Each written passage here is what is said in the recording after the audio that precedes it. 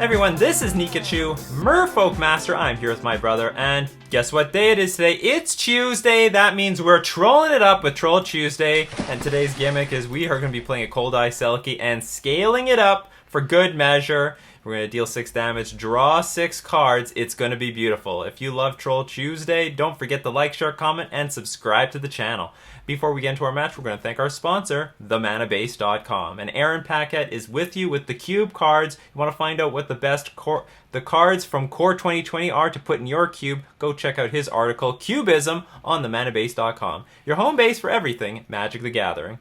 So, really sorry to the patron who came up with this idea. It was weeks ago in Q. I don't remember the source, but we got Cold-Eyed Selkie to scale it up. Now, scale up is going to be a very interesting card in just that, you know, it can deal 6 damage out of nowhere. Now, one important thing, though, is it turns the creature into a worm, so it's not going to be a Merfolk anymore, and therefore it's not going to get the bonuses from Lord of Atlantis or Master of the Pearl Trident. It's going to lose Island Walk, and it's going to not get +1/+1 anymore. One important thing, though, is Cold-Eyed Selkie already has built-in Island Walk, so we don't have to worry about it losing Island Walk. It already has it, so it's going to be a 6/4 worm with Island Walk, where when it deals combat damage, we're going to draw that many cards.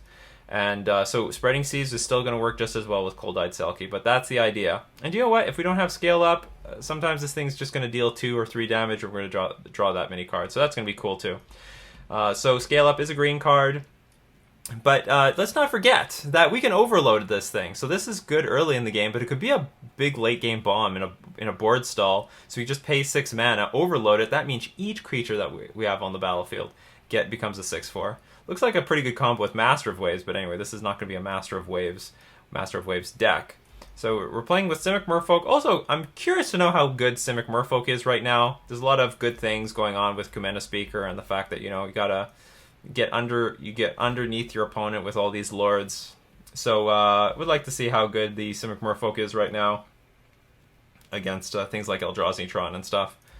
Sideboard, we got 6 counterspells, 4 Force Negation, 2 Deprive, 4 Collector Oof, which is awesome. Shuts down a lot of the artifact decks. Screw those artifact decks. Screw them to hell. We have some relic action here, and 2 Harbinger of the Tides just for, like, basically Izzet Phoenix. You have to be able to deal with Thing in the Ice, and in some other matchups, you know, Harbinger is a good tempo card. I'm sure we'll bring it in against Eldrazi Tron. So this is the deck. Let's hope we draw tons of cards off of Cold-Eyed Selkie, or screw our opponent, like just stomp over our opponent with a million 6/4 worms. We lost the die roll, which is pretty normal on this channel. We only have 1 land, so we're going to mulligan it. 2 scale ups. Could be beefy. Okay, we'll keep this. And we'll put the land on the bottom. And we'll keep our Ether Vial.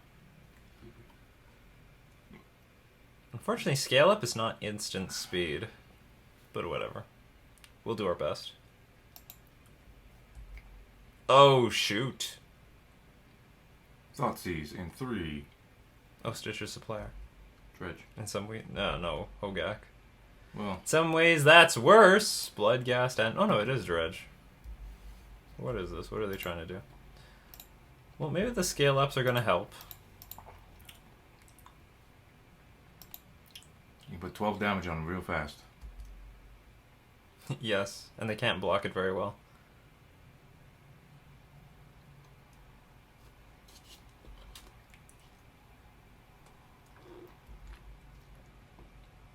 Okay. Although I'm not going to be very fast here.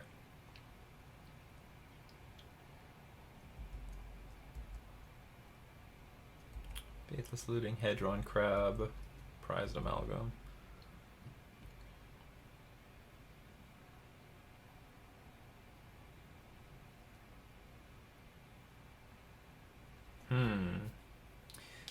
I'm already thinking for game 2. I think I'm going to be siding out the Selkies and the what's it called? And the Spreading Seas. Looks like they have islands for us, so we don't need Island Walk. So most of the stuff can't. I think Scale Up is going to be pretty good. It'll like deal a lot of damage in a very short period of time, and they've got a lot of creatures that can't block. And Prized Amalgam comes into play tapped. They're gonna have a pretty good turn here, though. They're actually really low on life, though. They're already down to 14. If we draw... What do we need to happen? Okay, we're going to take no damage this turn. We're going to get hit for a lot of damage next turn, but not lethal. If I draw land, we have a very good chance of winning. With, like... I think we have a good chance of winning. What the hell is going on here? They just want to keep making the carrion feeder larger? Why did they sacrifice one? Why not just put them both into play? Okay, so I really need a land so I can play another creature. Okay, we do draw it. So it's gonna cost us some life. But yeah, that's what we wanted. And it was a green source.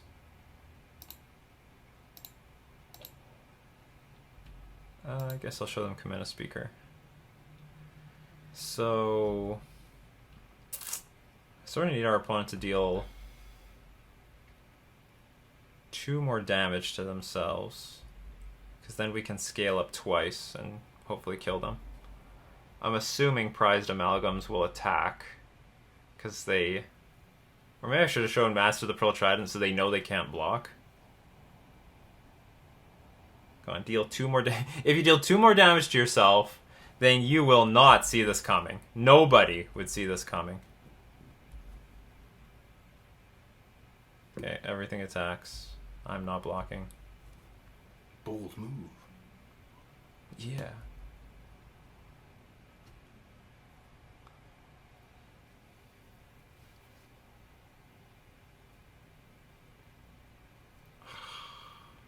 They're gonna be worms. They're not gonna be creatures anymore. I need them to deal 2 more damage to themselves. If you'll play Fetch and shock, please. Just fetch and shock. And then play Faithless Looting. That'd be perfect. Don't... Oh, there's a fetch. Okay, please shock. Do not fetch for a basic.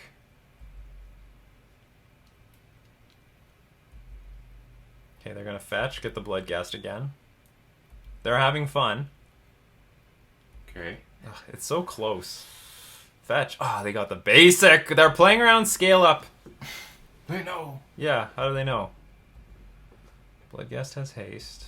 Prized Amalgams come to play tapped. Faithless Looting is played. Ah, it's so close. So close. Hogak.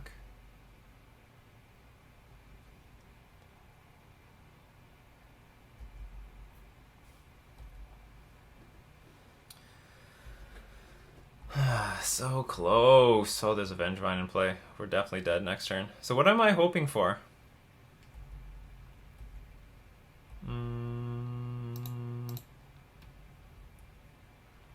I'm hoping that Moto is screwed up and that these things get bigger anyway.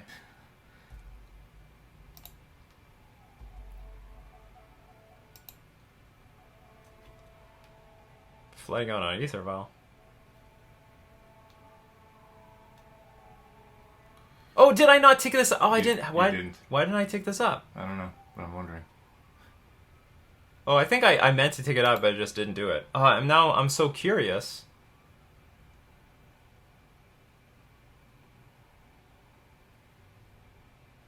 Just put them to 1 just for the fun of it.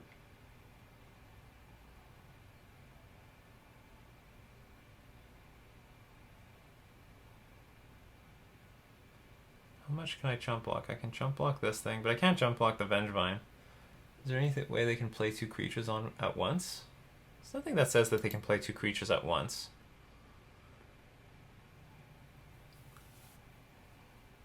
Now I understand why they sacrificed the Prized Amalgam. They're doing that because 2 of them saw each other, so they can sacrifice 1, and then next turn it will come back anyway, and they got an extra counter for the Carrion Feeder.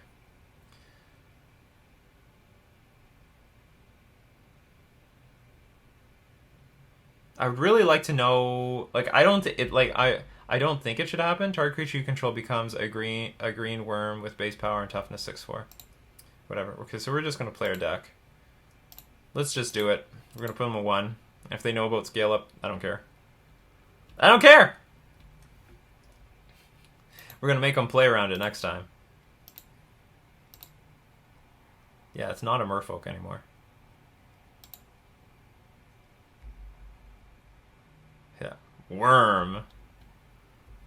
You go to 1. Which is funny enough. It's the kind of content I'd be paying to see. We almost killed them. Oh, if only they shocked. They might think we have like a 1-drop in our hand, which is why we kept the Aether Vial on 1. So close. That's what happens when you go second. If only we went first. This could have been a different game. Would have totally been a different game. We would have won if we went first. So we're definitely going to keep the scale up, because that can do a lot of damage in a very short period of time. As we saw. Yep. How many relics did I keep? I kept quite a few.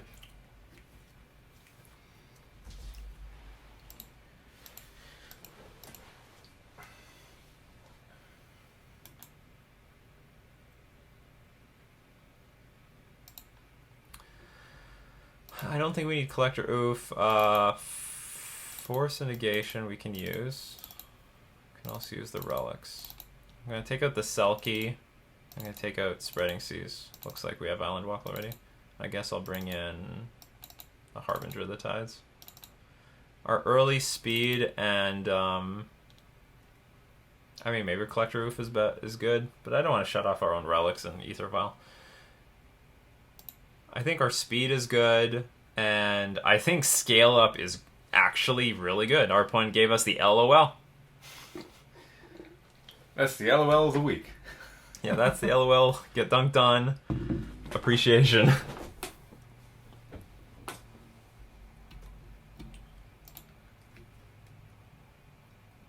Sure.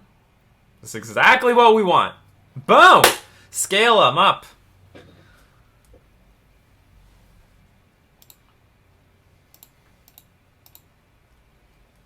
They won't know what hit them. I guess the worst thing to see is turn 1 Stitcher Supplier.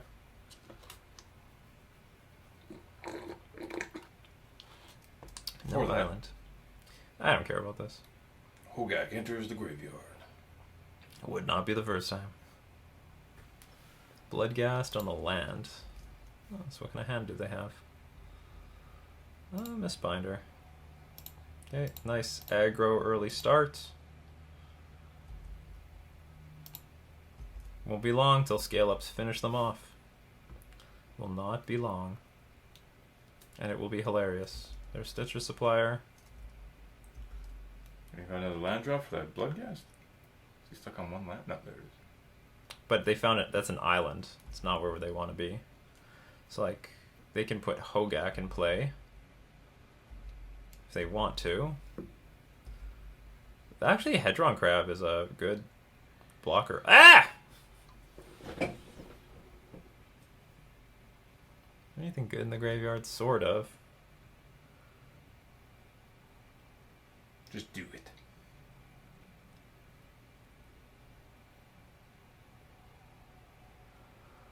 Can I die next turn is the question. So let's say my opponent plays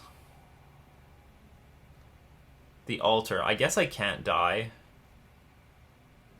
They got light. Did they put lightning? No, they have lightning axe in their deck, but they put in the graveyard with Hedron Crab. Okay, so we will just play the Lord. Unfortunately, the crab is going to block whatever we scale up. So here's the point. We can't die anymore. The idea is that by banning Bridge from Below, we can't die out of nowhere anymore. They can just have a really good value turn. Like, they can fill the graveyard with a bunch of stuff if they play Hogak and Altar on this turn. Slowgak. But it won't kill us. They can't mill us. Thank you, 7-Eleven, for existing. Slurpees are very important in the summer. Assassin's Trophy. Well, they've got to have they have to have an answer to this Master of the Pearl Trident. They just have to.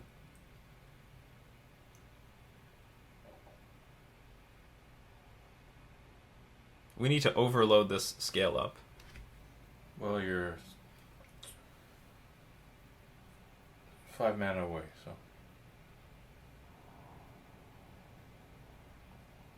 Oh no, you're 3 mana Crypt away. Breaker. Is that it? Are you done?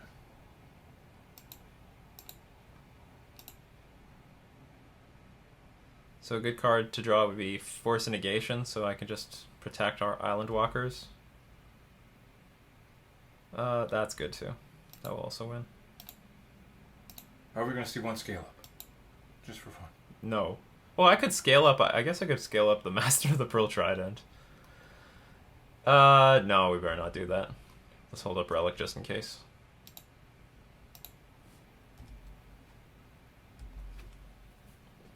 Away we go. We got to see scale up game 1. It could have been something this game, but they've got like a lot of blockers. Or you've got like Fatal Push plus. Well, he's done anyway, so.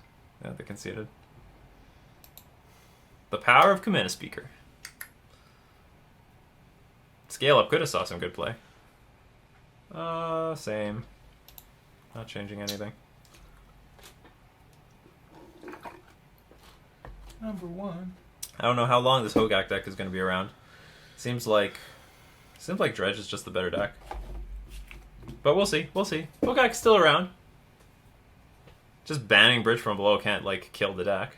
I'll keep this. It's not the most beautiful hand. It's going to deal some damage to us, but Force Negation, one timely Faithless Looting, that could be just the end of their game. They mulligan to 5, so the lower they go, the worse that Faithless Looting is when they keep it. You know, these graveyard players are like, oh, Force of Negation, how can this go wrong? Oh, here comes the Force of Negation. I mean, I said Faithless Looting, how could this go wrong? And the way it goes wrong is Force of Negation, and now their hand is just a pile of crap cards. And we can at least get an early lead. We've got... Oh, we're going to get a supreme lead. With Command Speaker. Now we're going to follow it up with, like, Merfolk Mistbinder, Master of the Pearl Trident. Just roll them out. Going to roll them out. Roll them. Carrion Feeder. Beautiful. It's pathetic. Stitcher Supply would be bad. Hedron Crab, that's not as bad. Mess with the Crabbo, you get the Stabbo. Well, they have an island, so I might as well play Master of the Pearl Trident. I would have played the Mistbinder first, but what we can do is Trident into Mistbinder.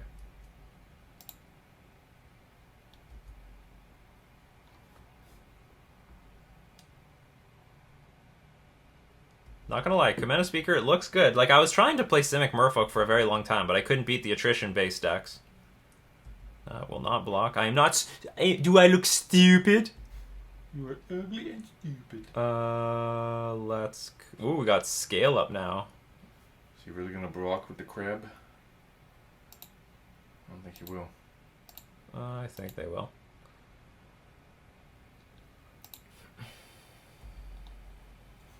Becomes a 6/4 worm with Island Walk.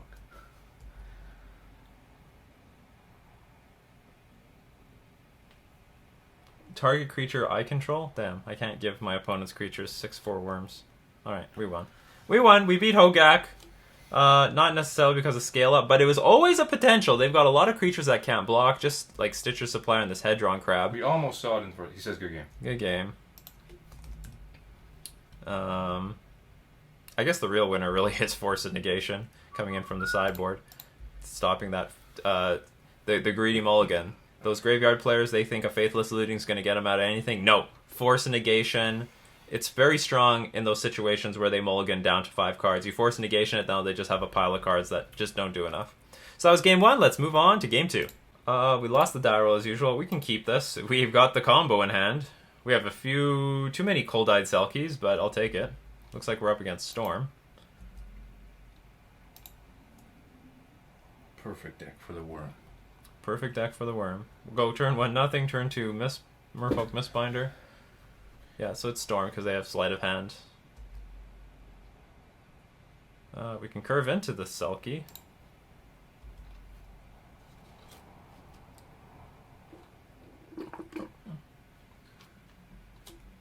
Chubby Meatball been dewormed? Does she have heartworm medication? I guess so.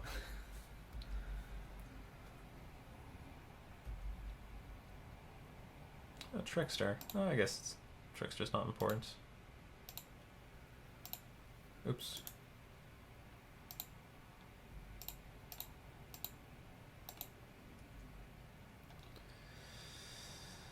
And pass.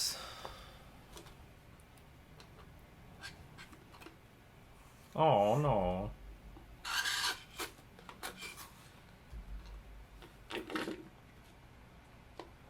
Little do they know that that Mistbinder is not the key plan.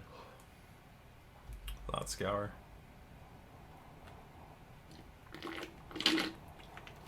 They've got a really crappy hand though, so that benefits us. Or maybe they're just not playing with Brawl and stuff like that anymore.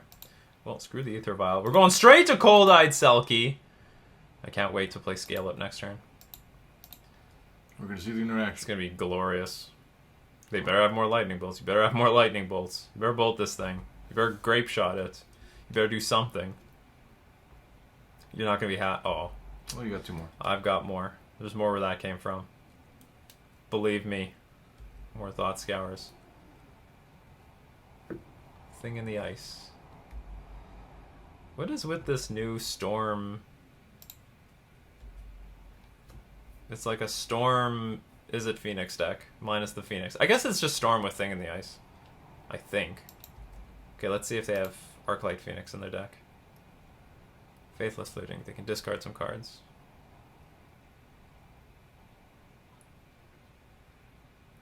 Surgical... Oh yeah, they'd have Arclight Phoenix. Okay, so it's like Stormish.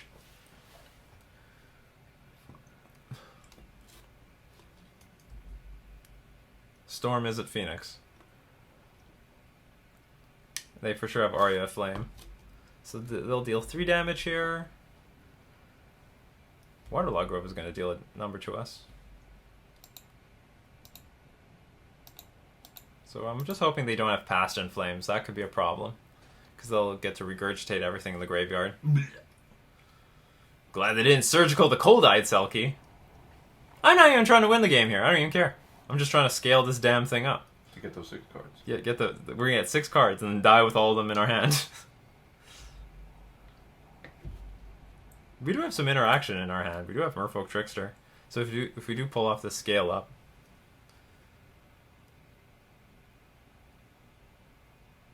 Would you stop it? Like, please, stop it. You're ruining the fun. You're ruining the fun. No one likes you. You're making this really difficult for everybody. You're like you're like the person people kick out of their commander group. Shots fired. We don't need you here. Let me scale up my damn Cold-Eyed Selkie. Do I have time for this now? I pay 1, go to 10, they attack me for 3. Yeah, I have time. I'm gonna keep doing this because the alternative is I play Aether Vial and hold up Merfolk Trickster, try to block the Arclight Phoenix in combat. But we have some time. We have some life points. We have some life points to piss away. Okay, Thing in the Ice. Don't play Metamorphose. Please! Please! Stop it! Does this deck really have that much removal? Man, if I invested in this Aether Vial a long time ago, it'd be paying off right now. Okay, so I have to slow the opponent down. I guess I'll do it with Merfolk Trickster first. You can use the Worm on the Trickster.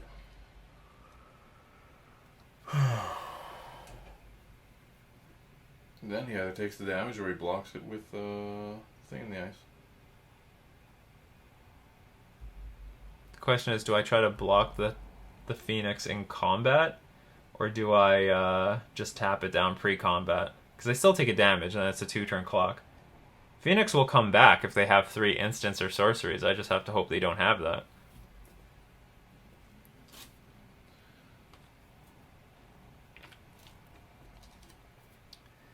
Sort of up Ship's Creek anyway.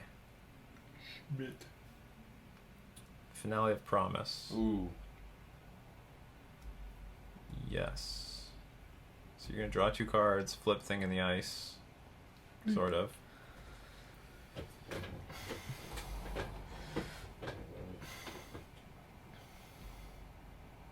Well, it will bounce the Phoenix, which means I don't have to deal with that turn. I could flash in the Trickster. This won't be too bad. I just hope they don't hit another Phoenix off of the Thought Scour. They hit 2? Why? Or did they find or did they flash back a Faithless Looting? Whatever. Okay, so we're like super ultra dead. Yeah, we're dead. Okay, we're gonna concede. That was disappointing. That was very disappointing. They just had a lot of removal. I don't think they have that much removal. The deck is mostly cantrips. I could be wrong. I don't know what the exact list looks like, so they could have anything.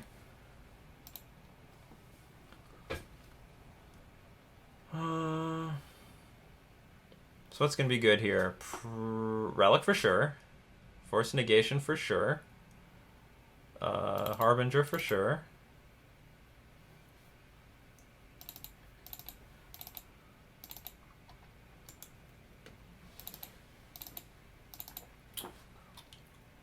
Spreading Seas got to come out. Probably going to remove the Kamena Speaker.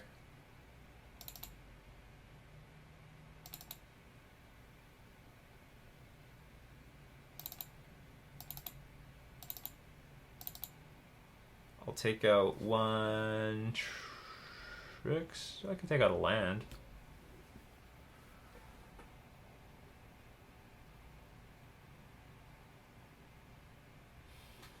I don't really like Mutavault in this matchup, but maybe we need it for the Relic.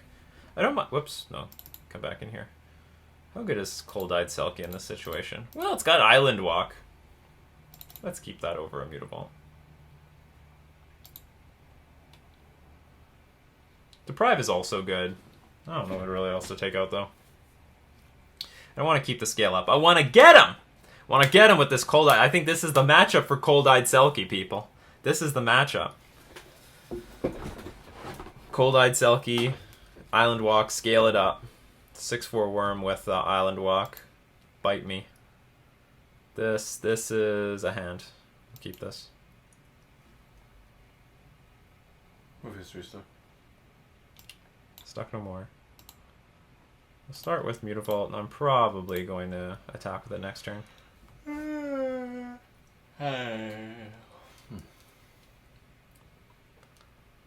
We'll be on the aggro. So Relic of Progenitus is going to interact with that red spell that gives flashback to basically all the cards to like 2 cards in the graveyard equal to converted mana cost X. And it will also interact with Past in Flames, which I know they're going to play. Like we saw yesterday, if you watched yesterday's episode.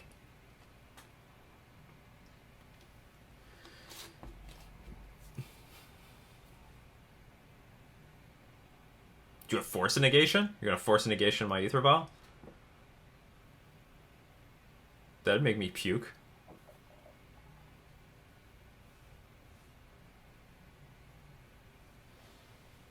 Whatever, their time is ticking. Yeah, so it's Slurpee season. I'm very disappointed that all the maxes are gone. They've all been replaced by Circle Ks here, at least in Winnipeg, at least. They still have the Froster. Huh? Still have the Froster. They still have the Frost, but they don't have the Owl anymore. So if any of you know, if you've been long-time followers of this channel for at least 4 years, you'll know that I have a sweet spot for Max the Convenience Store, which was owned by Circle K. It's the same damn thing. But their logo is better. And that's what matters, is the logo. Don't let anyone tell you differently.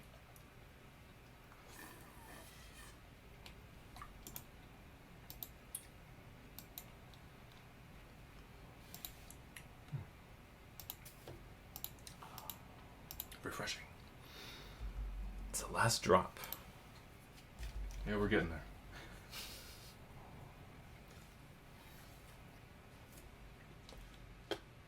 I got a Pepsi Slurpee, or I got a Coca-Cola Slurpee. What did you get? Bottom layer was Dr. Pepper. Middle layer was sour water. No, sour raspberry. Top layer was lime. My brother is a layer person. He loves layers. He loves to be. He'd love to join the judge program if you only knew. What the hell does that mean? Because the game has multiple layers of rule interactions and what takes priority over others. What happens on what layer? Is there any downside to attacking with this Mutavault? If I attack with the Mutavault, Can't turn a they Mutavault could into a worm. bolt it, and then I could never force a negation. So let's not attack with the Mutavault. Let's not attack with anything. Just wait. We're going to scale up at the right moment at the proper time when they've tapped out.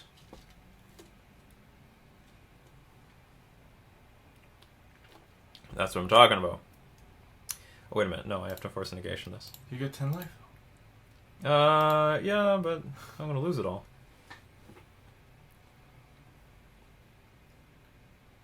Okay, so I'll tell you what's going to happen.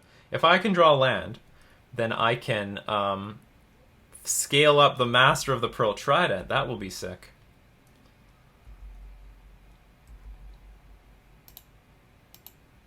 And then we'll deal something like, I don't know, 10 damage.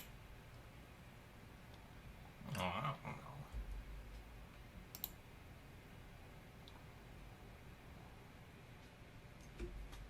Come on, land, because I really want to use scale up.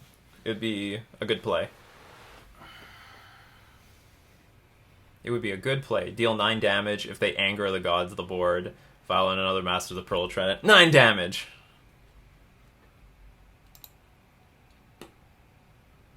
Nope. Still So we're good. just gonna have to do it the old-fashioned way.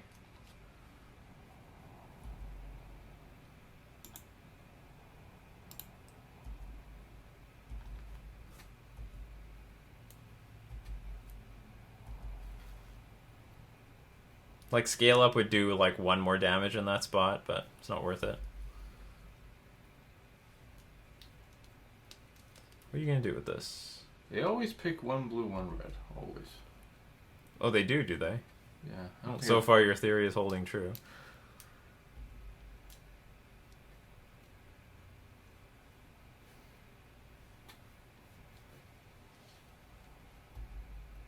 Here comes the Phoenix.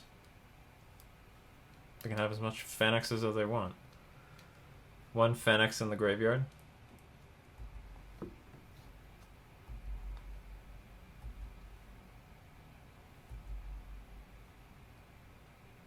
This Phoenix is not on blocking duty. I still don't know if I want to land. Like, now the creatures are vulnerable.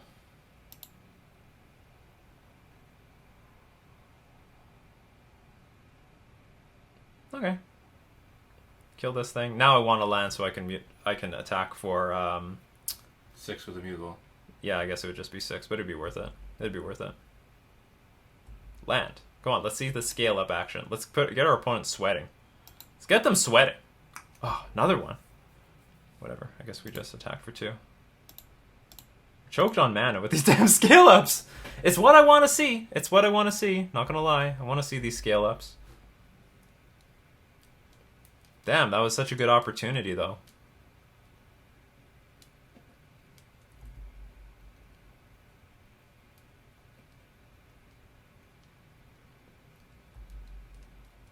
Okay. I'm pretty sure the Mutavault's still gonna have Island Walk because it's all creature. It's a worm, but it's also all creature types. I don't know. Let's see what happens. Maybe it's a timestamp thing.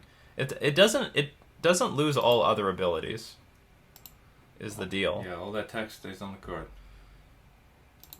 I will attempt to scale this damn thing up. I could also try to scale up the Lord of Atlantis. That's not too bad. Just play the cards. Land! Okay, just play the cards. If he wants to block, he's losing his thing in the ice. It's true.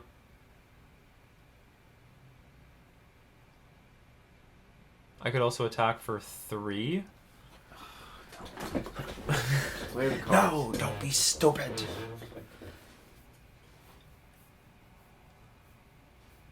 Attack for 3, put him to 8. Or attack for 6. But it's a greedy play. But you got another lord to play with, and 3 of these scale-ups. The scale-ups are an unlimited resource right now. Use them. Yeah, but the point is, if I scale the Lord of Atlantis up and it dies, that's not good either. Then I get nothing. I get no damage in. Whereas if I attack with the Mutavault, if they try to bolt the Mutavault, I can violin another Lord, save it. If they bolt this Lord, I can still violin another Lord, save it. Alright, do whatever you think is best. So they go to 8. And still, if I draw another land... Yeah, they go to 8, and if I draw another land... Well, I mean, I have lethal on the battlefield.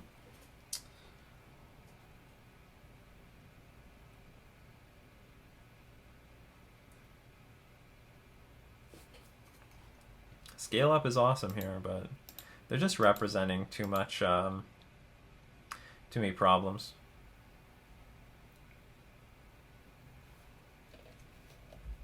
Hopefully they don't play this magmatic sinkhole thing.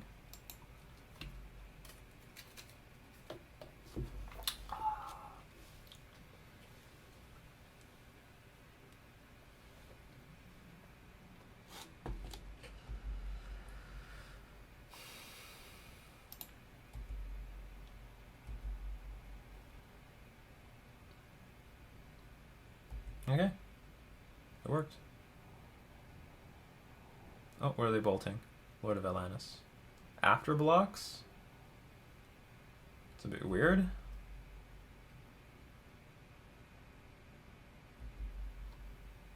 I don't know if it matters. If I just take 2... Okay, just in case it matters, I'll... Flame Slash hits my Lord of Atlantis.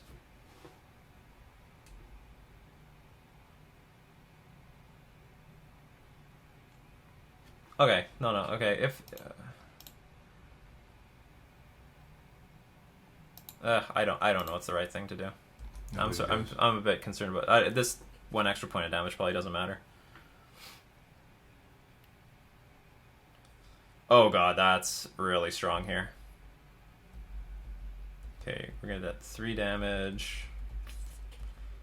A lot of ways this could go wrong. A lot of ways this could go wrong. Not to mention it has flashback. Thing in the ice. Okay, that's good. That's some good news.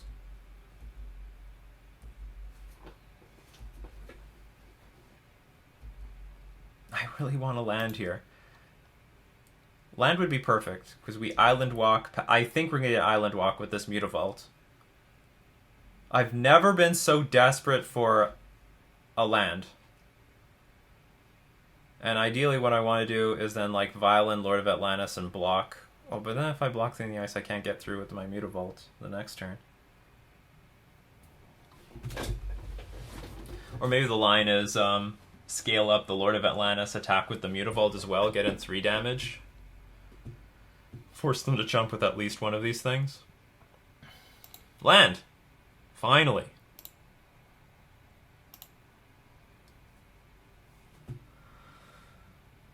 I guess I get an island. I can't. Playing more than 1 scale up a turn doesn't look like it matters. Double scale up. I really need to keep my life total above 9. Oh no, it's 10 damage anyway. Thing in the Ice is 10 damage, so it doesn't matter. So I can shock myself?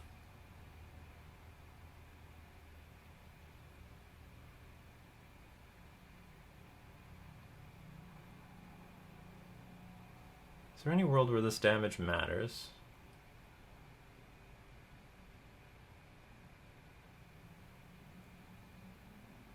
I don't think so. Just in case it matters, I'm going to bring this.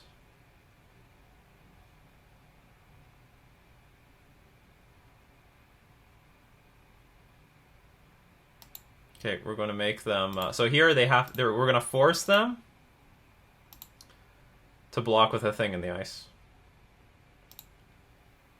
They're now like wondering what the hell happened. And Mutavault still gets Island Walk. Lord of Atlantis is green, that's weird. So they're gonna block with a Thing in the Ice. And my plan is yeah, of course. I guess pass.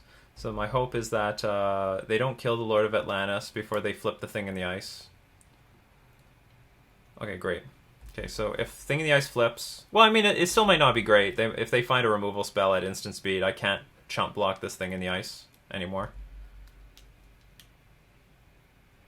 And they're probably going to have to attack with both. I block with the Lord of Atlantis, and hopefully they don't have an instant speed removal spell for the creature we're going to scale up. Do not find Phoenix to block. Oh, you have a Phoenix in your hand, though. Okay, Phoenix in hand. Which means I could take this damage. Assuming you don't have Bolt. Okay, so you're going to play the Phoenix? Do you have Phoenix? Okay, let's see what they do. I think the game's over now. If they attack with both, we chump block with the Lord of Atlantis and kill them with the Scale Up. Scale Up is going to win this game. Scale Up is going to win the game! This is stupid. It's what we're here to see. I guess so. Block this thing. I don't know if this is blocked.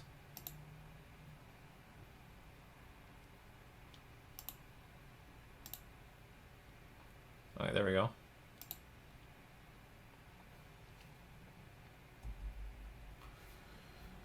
He thinks he's got it. I have no idea.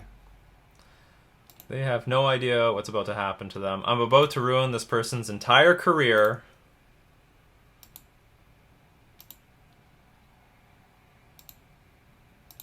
They're about to lose the most jankiest card of all time. Wow. Scale Up. Good in Infect. Good in Merfolk, too.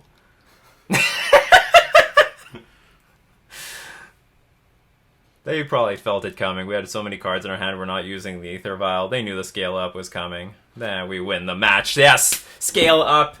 Premium in Merfolk. Scaling up. Dealing a ton of damage out of nowhere. We almost killed that Hogak player, and we definitely finally got the revenge against this Izzet Phoenix player. Round 3. Alright, maybe we can get this list published, as stupid as this is. Let's go into round 3. Oh, no, this is the second game. What are we celebrating for? It was a long game, but the match is still going. Yeah. Oh, wow, I'm stupid. Too hot today.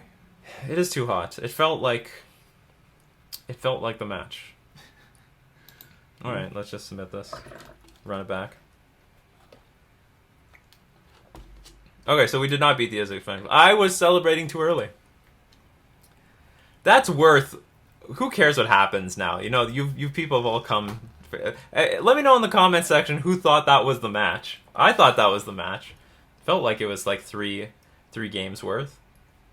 We're both low on time. Oh, we got Scale Up again. Beautiful. Snap Keep. Snap Keep with Scale Up. Can't go wrong there. We've got the green mana for it as well. Scale Up. It is randomly just a ton, like a 33%, but 30% of your life total. Oh, we have a pretty good hand too, again. They might... I wonder if they're going to side in Blood Moon. Shut us off green. That would be a party pooper. That's why you need just basic force.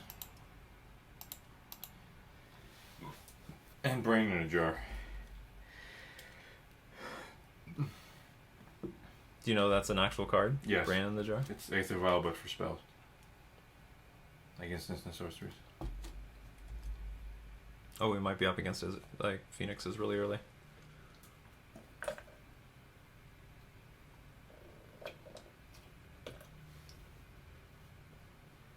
Just put one in the graveyard, please.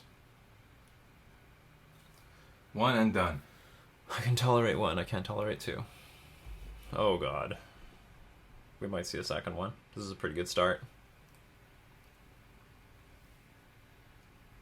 Aria Flame, which suggests they have another Aria Flame in their hand. Does it stack? 2 Aria Flames. Yes, it does. It's not a legendary permanent or anything. 2 Faithless Lootings in the graveyard? Empty that graveyard. I guess so. And there's 2 Faithless Lootings. They put a land in Aria Flame, so I have assumed they have another Aria Flame in hand. and something else. I should have played the Mutavault. I could attack with Mutavault next turn. Undo. It's a bit late for that. You should be able to roll back the game state as far as you want. Okay, we'll crack this. Force Negation, not bad. We can deal with the Aria Flame with that. But I still wish we got that Mutavault in play. Then we could worm it up. Worm it up! 6 damage. Out of nowhere.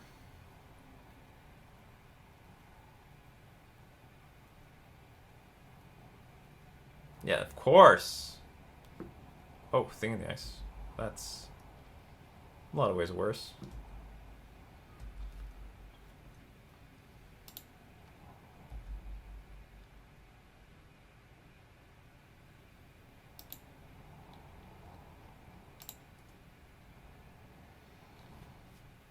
I think we'll pass with Force Negation up.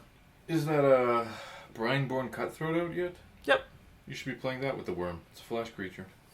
You have to wait a turn. Does not help me very much. And it's only 1 blue. I guess I'll let Thoughtscour resolve. Finds Faithless Looting.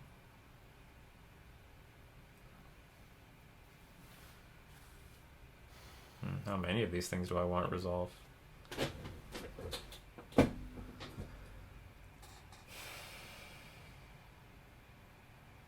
Okay. I could be wrong about this. Maybe I should just Force Negation the first one.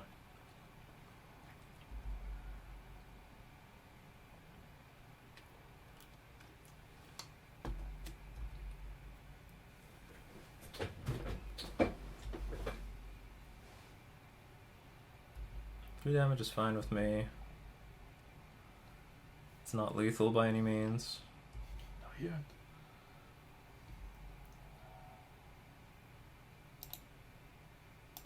Put Silvergill Adapt into play.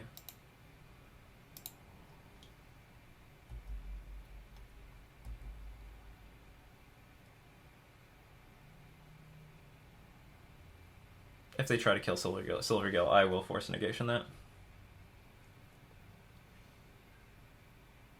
They are strongly considering it.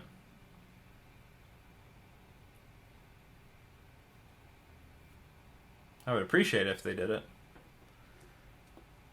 And then on our turn, we can play Lord of Atlantis, attack for 6. No, we're going to do it on our turn. This smarter play.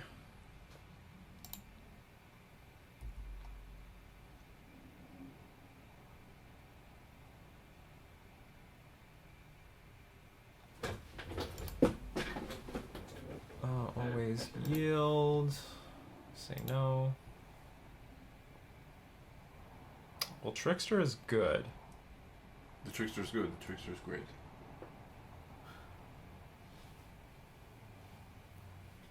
So something I can do is I can scale up Silvergill Adapt. Like, I can play an island here, and then if they try to kill it, then I Force a Negation, attack for 6, and then have Merfolk Trickster up on their turn.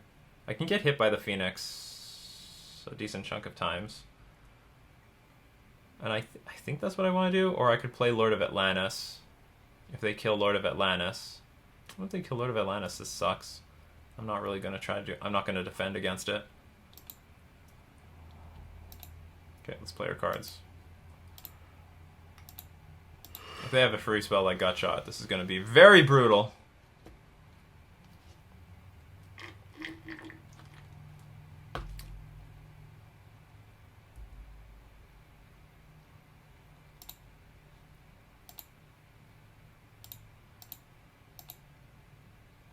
Surprise! Yeah, surprise. So that's a healthy 6 damage. If they want to block.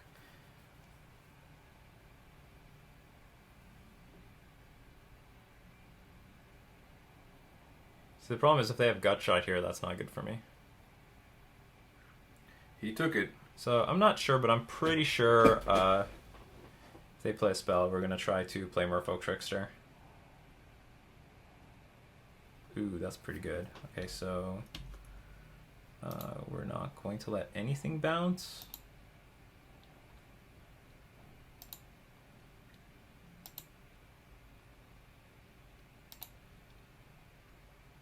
We actually have lethal in play. Because we can play a lord. We can play 2 lords. So they need to find they need to find a burn spell for 1 mana and a land. I'm gonna play Thoughtscour and Faithless Looting.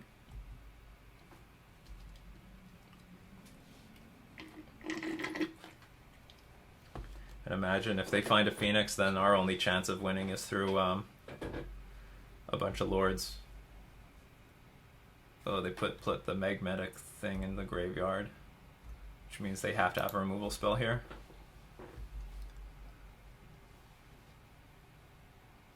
Oh, they don't. Oh, then that's it. That's game. Sweet. Why wouldn't they put something else in the graveyard? Or they just not realize that 2 lords kills them? That was... oh, you're late. I'll just put the lords in play. Help their decision. You gotta figure out what's going on with this land top. It's actually very important that I put the lord in play first, just in case they try to gutshot my Silvergill Adept. Like, I can, in response, violin a lord. Well, the thing with the laptop is it's super hot right now. It wants to be in an air-conditioned room. I'm super hot right now. We need to give the... I know what we have to do. We have to give the computer a Slurpee.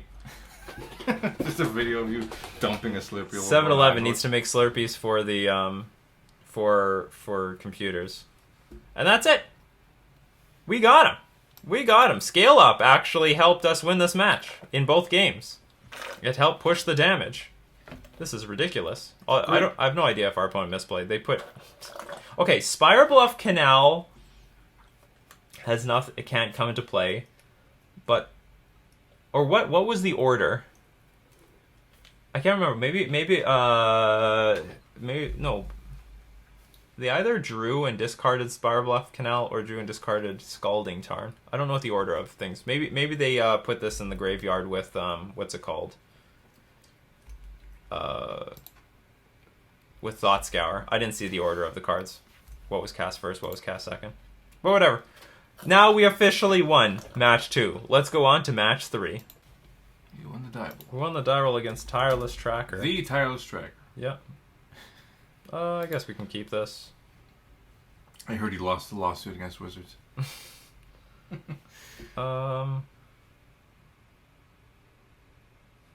fetch land or not to fetch land?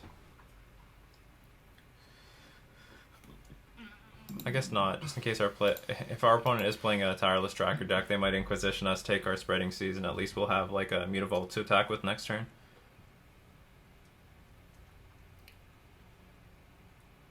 Tireless Tracker not tireless tracking today.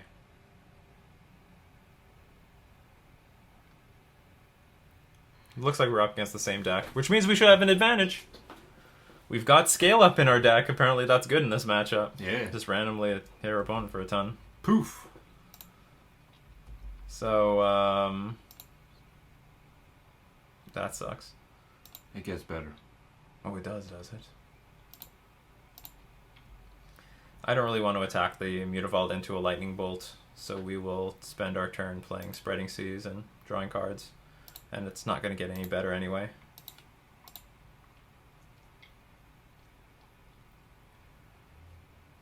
Spreading Seas this. I'll walk online.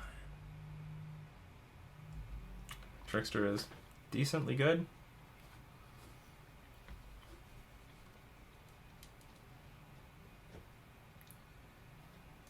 Yeah, Thoughtscour. I remember when I first played against this deck, they always Thoughtscoured Phoenix blindly, easily.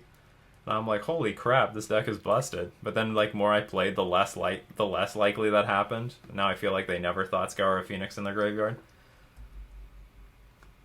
It's interesting, they've all turned into the Storm deck to make best use of Aria of Flame.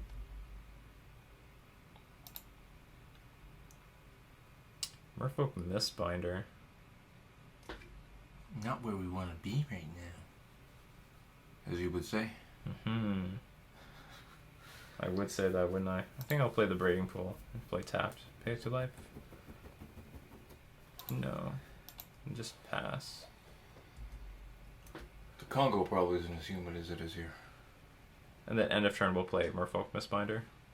They might be saving their spells for Aria Flame. They might. Well, let's see if they burn a spell here. If they play something here, it tells me they don't have Aria Flame. Okay, they don't. Fine. Lightning Bolt and Faithless Looting. I think they have at least one Lightning Bolt in hand, because they keep leaving a mana up. Manamorphose. So maybe it's time to maybe double Manamorphose, play a land, Faithless Looting, put Phoenixes in play. That's what's going to happen.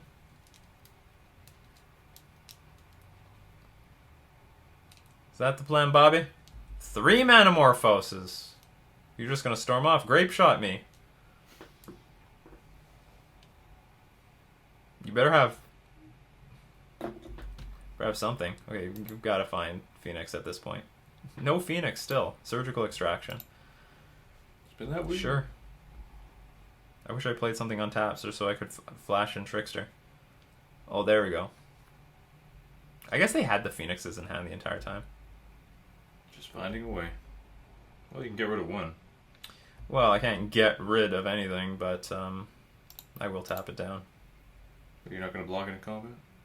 No. I will not.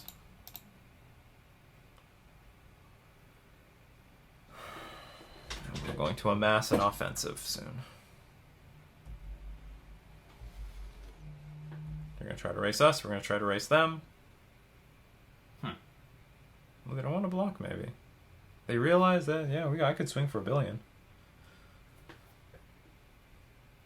Worm!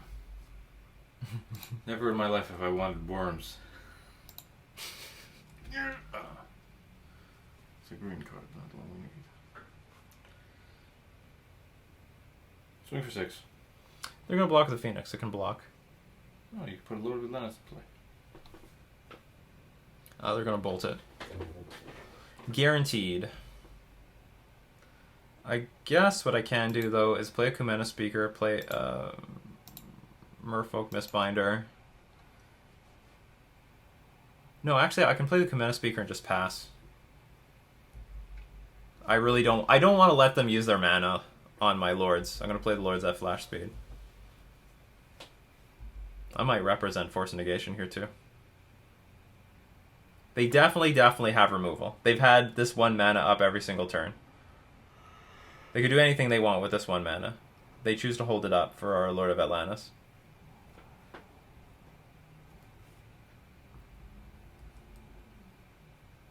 But they did seem a bit concerned about the race. As if they could lose it. They're still passing. Still passing. 2 reds and a blue. Finale of Promise, Aria of Flame. Okay. Okay. Maybe I should crack the Waterlog Grove there.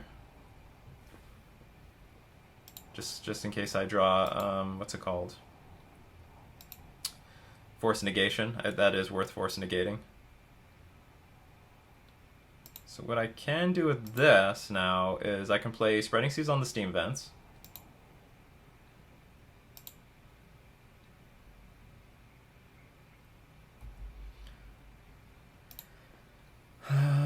And then, if they float red mana, then I can wait till my beginning of combat step to Violin Lord of Atlantis.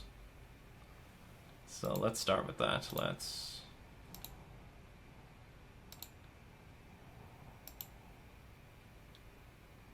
Spreading Seas your Steam Vents, so you can't kill anything here. How much damage is this? It's not lethal, but it's a lot. Force Negation. Another Lord is good. I gotta try to survive to my turn, though.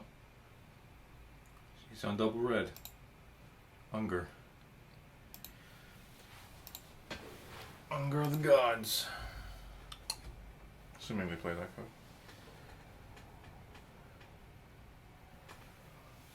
$12, $15. I have 15 damage here.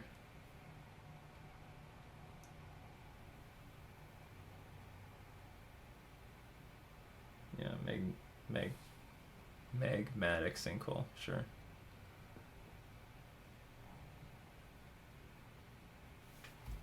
And that thing's gonna deal some damage to me. Okay, so here's the interesting thing. They did this on my main... Oh yeah, they had to do it on my main phase. So I have now the option to play Silvergill Adept. Or I can attack for 9 right now, and next turn attack for another 9. That actually seems reasonable.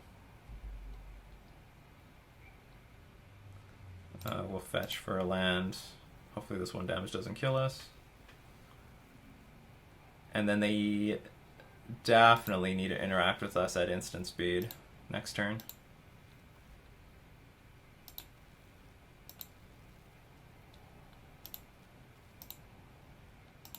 And we can use the Silvergill. We have 2 extra mana, aside from the Mutavault, to cast a Silvergill Adept.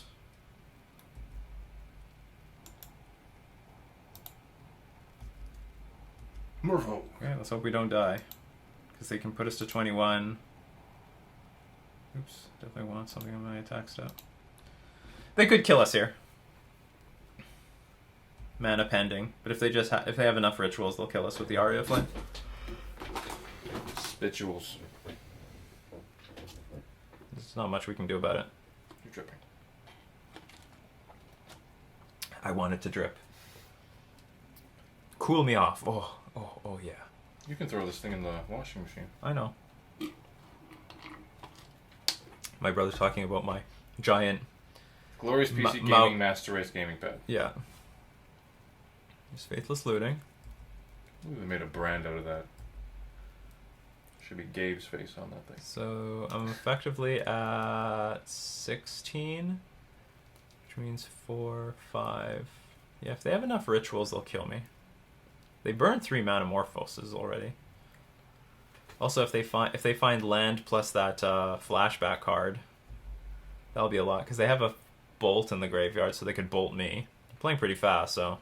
Just going 5. Great. Thought Scour. No rituals. Finale of Promises in the graveyard. Lava Dart. Ooh, that's a good one. That's a good one. That by itself is worth another 6 damage. Yeah, that's it. It's over.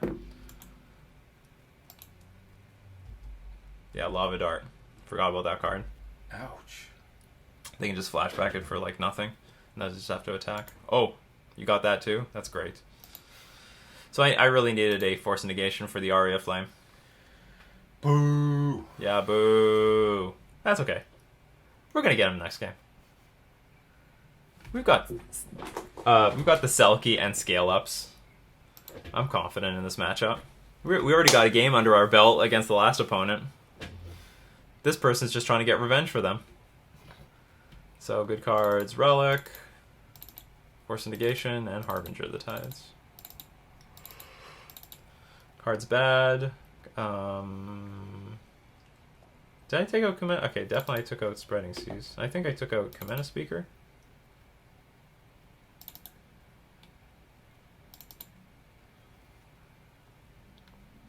I think I took out Commander Speaker.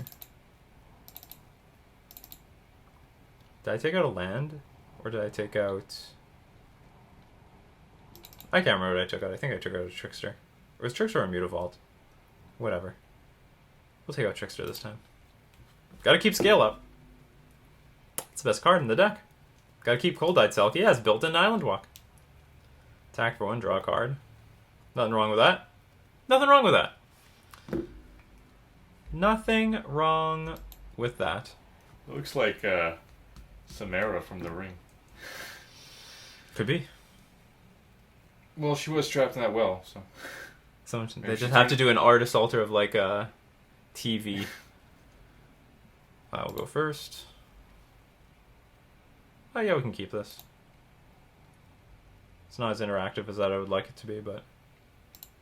Turn 1 Vial, turn 2 Relic. Could be worse.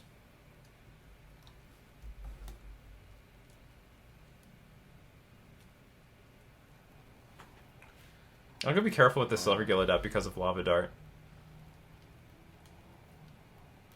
They keep 7 cards? Yeah, they started the game with 7 cards.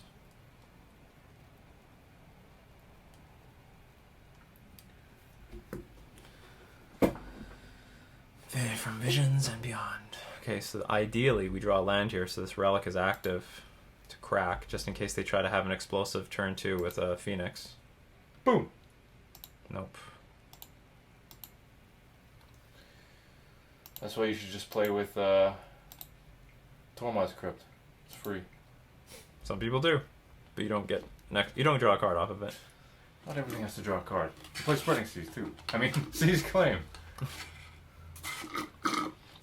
Yeah, but not often.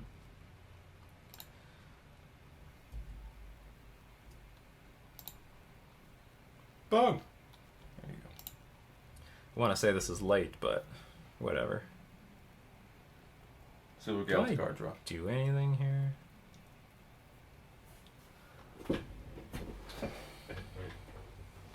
So we go card draw, maybe you'll get your worm. I don't want them to lava dart. I guess if they lava dart, that's not too bad. I also don't want them to Phoenix.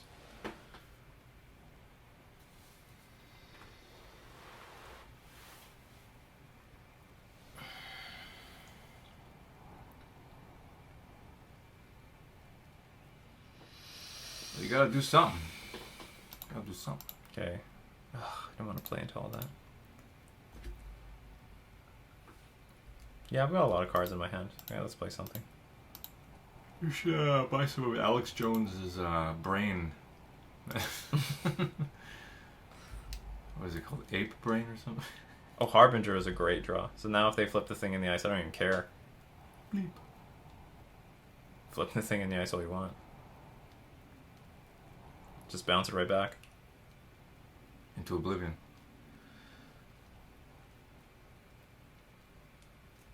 Okay.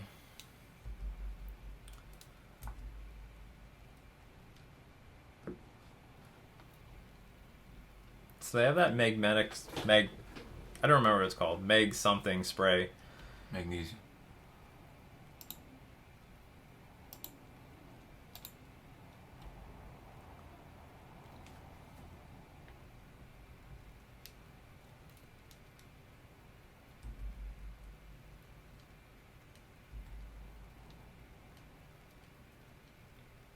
If they get 2 Phoenixes in the graveyard, it's not going to be the end of the world. We can dump tons of Lords on the battlefield. The problem is the thing in the ice. Now they've promised and 1 Arclight Phoenix in the graveyard. Okay, that's not too bad. We can just deal a ton of damage this turn. And why not? We'll start with Mistbinder. I'll hard cast a Lord of Atlantis. Actually, why did they even put it in the graveyard? Because they're an idiot. Actually, I should have... Okay, so now I want to draw... Okay, we're going to see what happens. I'm going to crack the Relic because they have a Faithless Looting and a Phoenix in the graveyard. Forget it, I'm not going to do anything. We're going to hold on to that. So we can deal 7 damage here. It's a lot of damage. We can refill the board.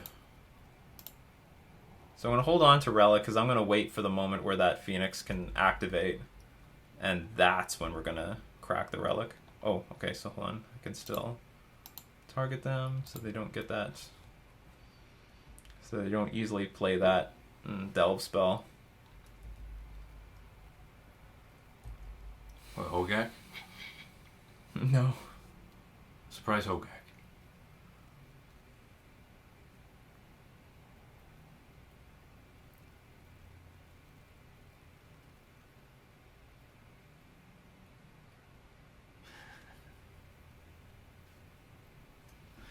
I'm super comfortable here.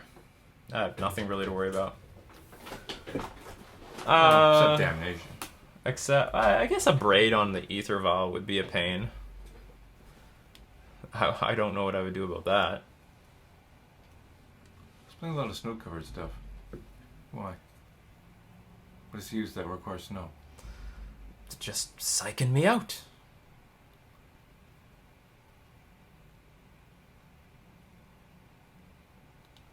I guess I might as well play another creature, right? There's no harm. If they, like, trigger the thing in the ice, big deal. Well, if we draw Merfolk Trickster, they're doomed. Boom! Oh, that's also good. It's okay.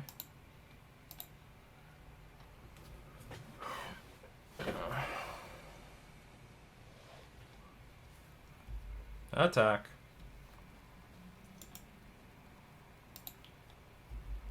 Sure, you're gonna bounce it all to my hand. Then I'm just gonna redeploy it all. We won't play Silvergill Adept, it's too weak to Lava Dart. But we can play things like Merfolk Mistbinder first, followed by Lord of Atlantis, followed by Lord of Atlantis.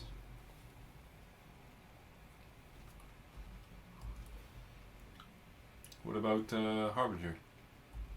Can only bounce it if it's tapped, but it won't stop the trigger.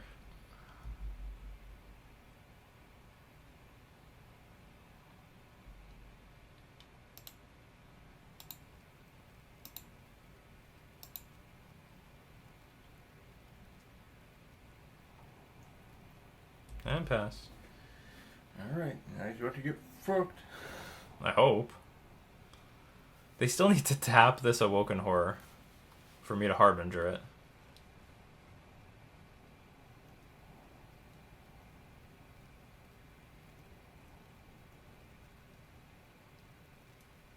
Are they going to play this Magmatic Spray thing again?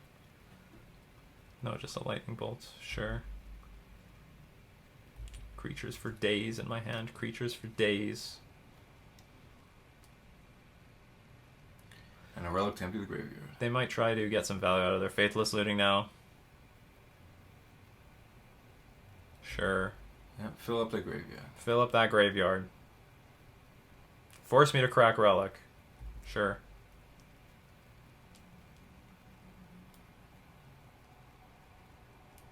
Yep. You have no idea how screwed you are. Yeah, they don't. You think I'm playing like a damn fool? I got this game all under control.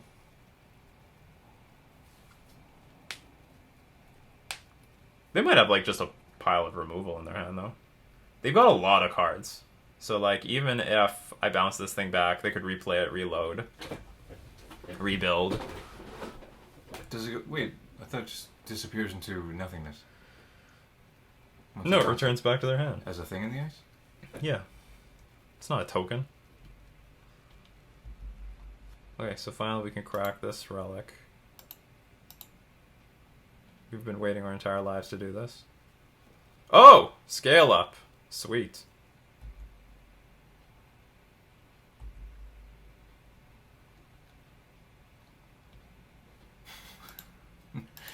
Anger in 3. Yeah. Well, they're gonna be angry when we play scale up on our creature. I can play a Lord to make it a 3/3, then scale it up, and then if they try to bolt it, I'll violent another Lord. That'll be epic. Epic. It's back. I guess I'm still gonna scale it up. It's worth a lot of damage. Or maybe not. Maybe I'm just going to attack with a lore, attack for 3. No, scaling it up is more fun. That's right. And I can hold up Force and Negation. No, that's not important. What to do? Could hold off for one more turn and scale up Mutavault. Still all creature types thing. I could play Silvergill Adept. I feel like playing Silvergill Adept, actually. They know about this. Get more information. Get a relic.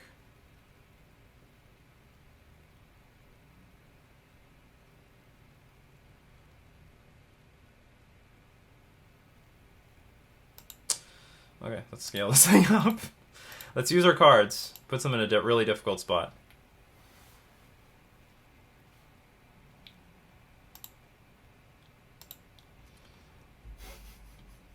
Did they see it? I can't remember if they saw it in this match yet. I think so.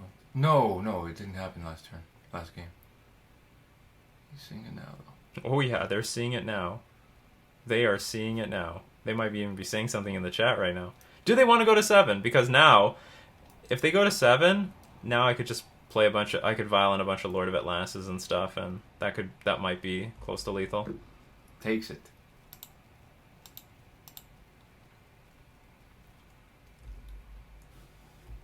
I gotta be careful. I might die. Like, if they go, like, a bunch of rituals here. Okay, Thing in the Ice. Go Manamorphose. I'm gonna force negation that damn thing so quickly. You won't even blink.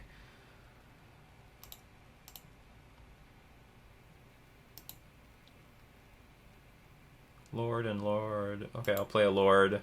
If they kill this Lord, then untap, play another Lord with force negation back up. Actually, I need a land to really make this work.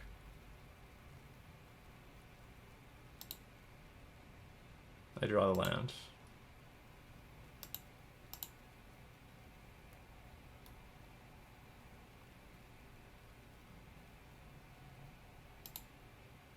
If they have Lava Dart, we exile it.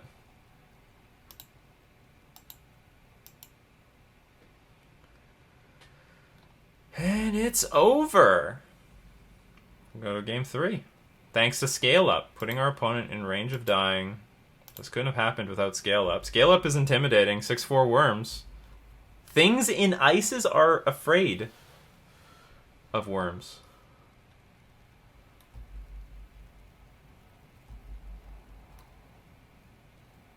Thing's gonna die, but we'll play another one. You got force negation for one more thing. I do. Well, it's my turn. They might force a negation, might force a negation. Got anything else?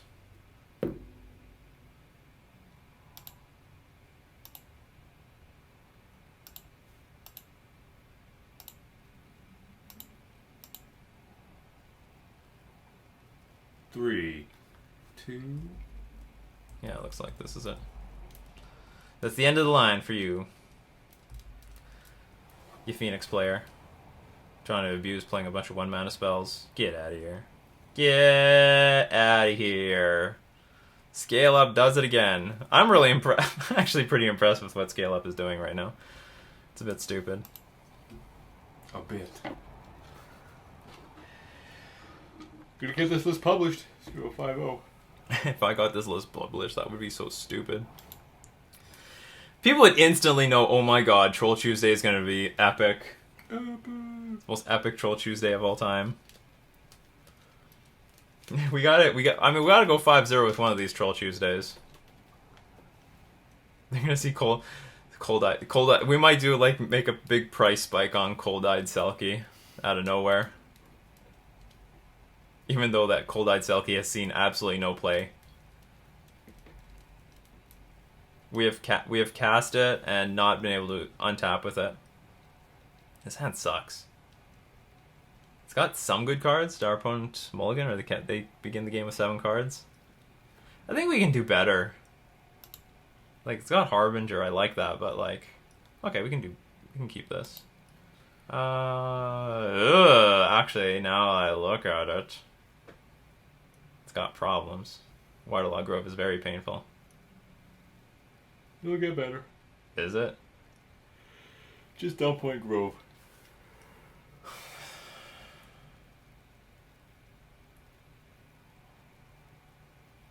think I'll dump Force Negation.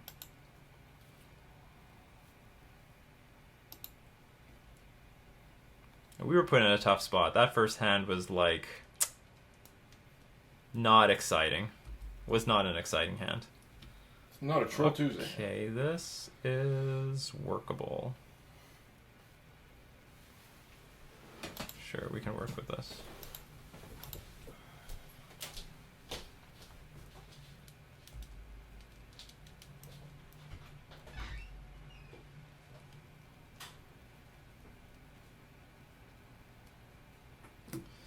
They put a land into play tapped. Now, what that means, or at least they've got like Aria of Flame or a Thing in the Ice. I'm hoping it's Aria of Flame because we have Force of Negation for that. If they have Thing in the Ice, we are in trouble. Alright, we are in trouble.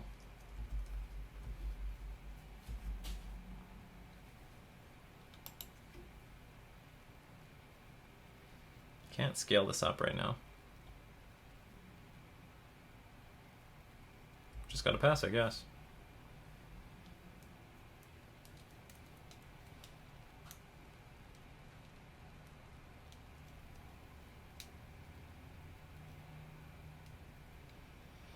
I didn't play Waterlogged Grove on turn 1 because I don't want to take too much damage. Like, the damage matters.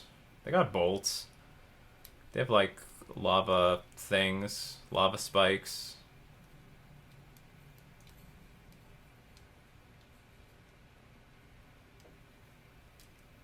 Or, sorry, it's lava dart.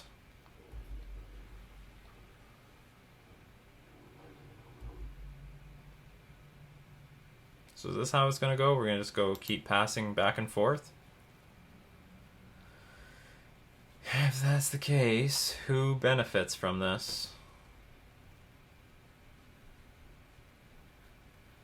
If I play Merfolk Beastbinder, they just play a spell, kill it.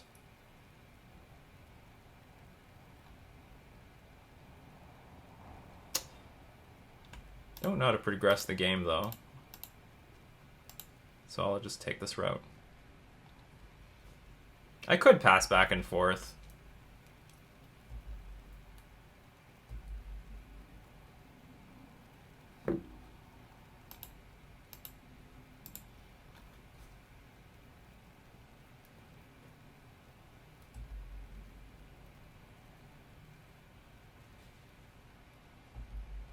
Oh, they're going to take their turn. Okay, excellent. So no burn spell this turn.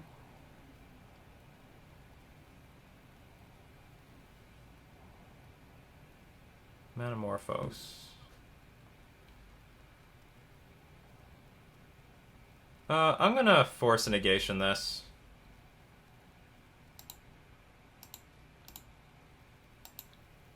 It's a pretty bad use of my resources, but I just can't. I don't have any way to deal with a thing in the ice right now. At all.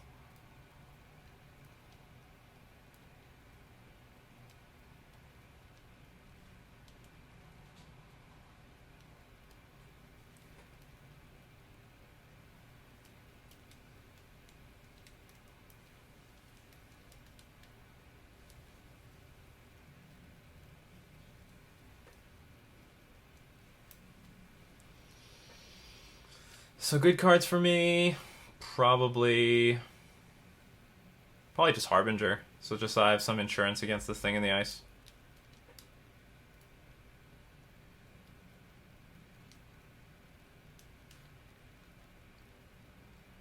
Okay. And they're probably going to sacrifice a mountain to do this again.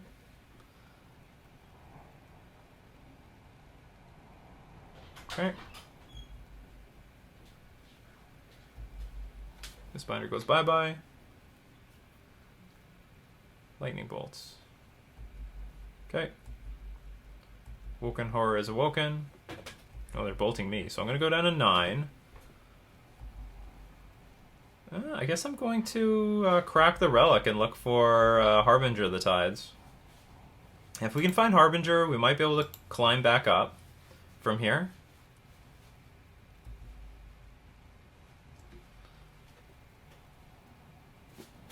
How many shots do I have at this? Okay, sacrifice this. Another relic is not what we want. I'll play a chump blocker in the form of Lord of Atlantis. Ooh. Yeah, I know. I couldn't deal with the thing in the ice. Our starting hand was probably good. Faithless Looting. So there's like a lot of ways we can die here. But, whatever. We mulligan.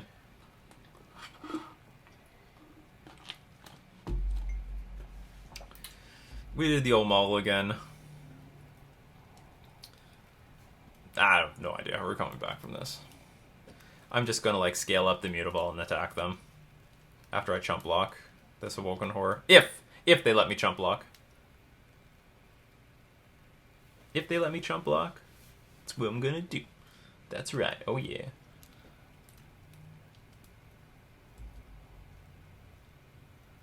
It looks like they will let me chump block. Shenanigans. Discarding Aria Flame.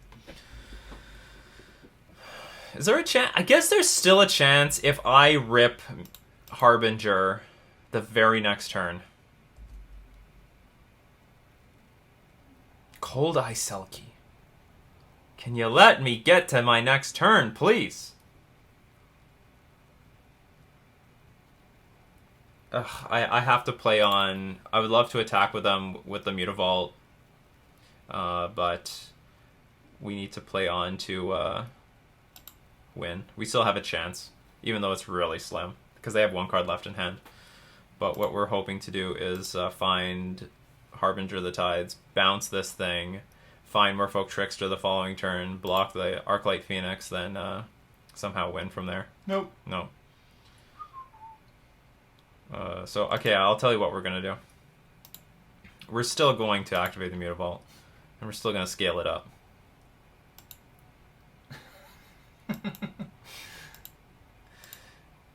Because we want to.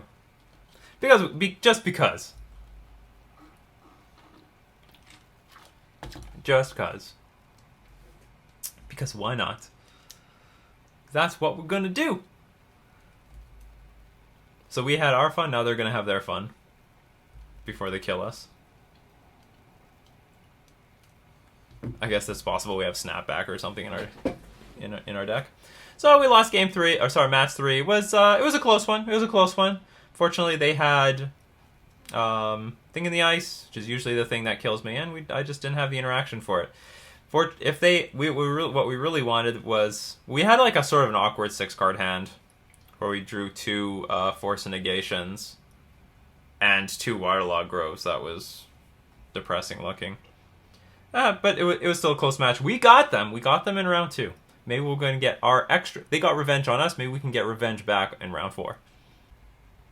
We lost the die roll again, but we've got the combo in the hand, so like I'm not passing this up. Go Merfolk Mistbinder into Botanical Sanctum, into scale up, destroy you. But we're up against Burn, so it looks like it's going to be difficult to execute our plan. But who knows? Maybe they've just got a bunch of Rift Bolts.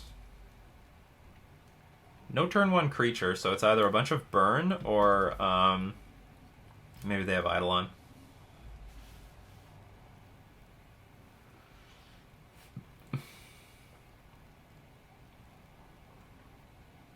Another Rift Bolt. Another Rift Bolt. Oh, Rift Bolt City. Oh, Skewer the Critics. Okay, that's fine. So we can beat a bunch of burn spells, sort of. Oh, Spreading Seas. Oh. So we're going to play that instead. Certainly any creature that we play is going to die. Let's at least take them off of their white mana so they can't... Oh my god, the lag is real. So that they cannot play Lightning Helix, Boros Charm, 4 ofs in the deck right now.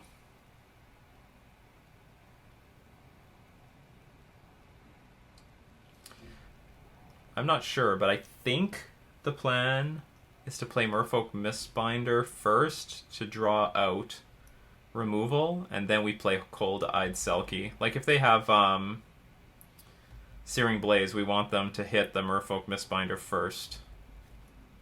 We don't want them to kill our Selkie. Well, that's not going to happen. Skewer the Critics. We're not going to live. Okay, forget it. We don't have time for this. Or do we? Okay, well, I guess we'll play our Selkie.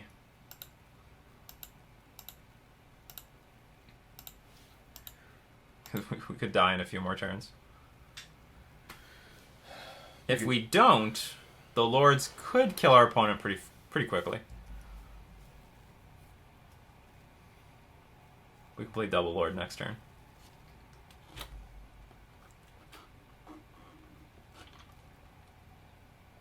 What's this?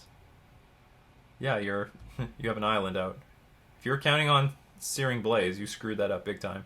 So I think they have Boros Charm.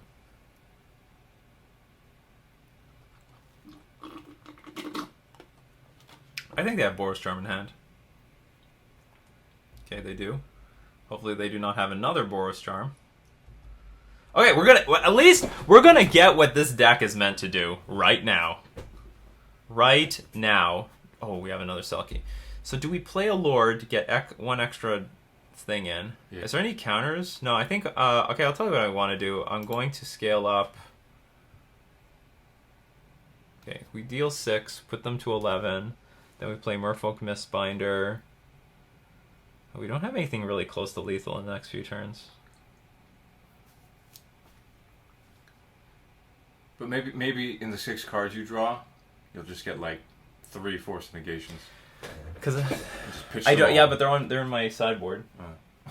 So if I play Scale Up, it is to find Spreading Seas to hit the Sacred Foundry. Now the other thing that we could do is play Merfolk Mistbinder and Mass of the Pearl Trident. That will draw us 3 cards and deal 3 damage. Nah. But it won't. It's not guaranteed to kill them next turn anyway. So I guess we're just gonna scale this thing up. All right, this is what the deck was meant to do. Who cares if we lose this game? This is the point. This is the point of it all. I keep forgetting that thing has overload. Okay, draw me some cards here. Draw me some cheddar.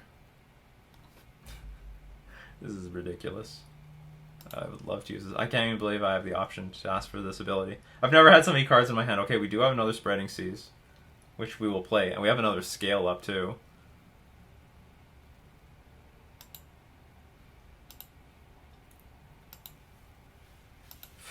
Is this the right move? Okay, hold on, cancel. Let's think about this. If my opponent... Yeah, let's play the island. We're definitely going to play this island. I have 1 Scale Up in play. If I play Merfolk Mistbinder, Lord of Atlantis next turn. Do we have a 1-drop in hand? We do not. I do have Merfolk Trickster in my hand, though. So all Spreading Seas does is play around Searing Boros Charm, basically. For the most part, I don't think my opponent can play 2 burn spells in a turn. My issue is that if I Spreading Seas the Sacred Foundry, my opponent can still like just play Bolt and then on the next turn play Bolt. So is there any way I could possibly cobble up a victory? If I draw another Scale Up, that would be possible. Okay, I think the best. Hold on. Okay, let's say I play a creature. Let's say I play a Lord. I can play potentially 2 Lords next turn and a Scale Up. 2 Lords, that's 10, that's 4. It's only 10 damage. It's not lethal. Damn. Okay, we're gonna do this then. The best thing that we could draw is like Kumena Speaker.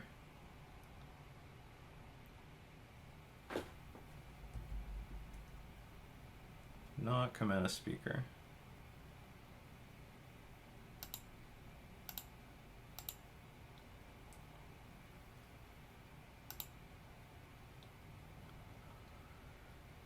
Okay, go to discard. How many things do I have to discard? 3. Do I? Well, you have 10? Okay, get rid of 1 Grove. Get rid of a Selkie. Get rid of Ether Vial. Hope I live. Okay.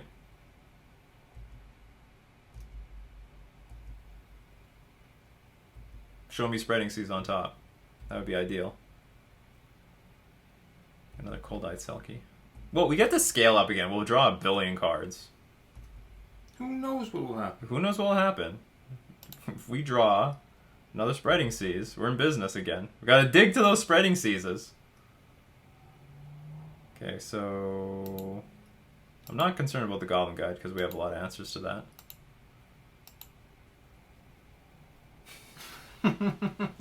Now we think, what the hell's going on? Absolutely. I can assume that we're gonna draw land, but if we can't play fetch lands.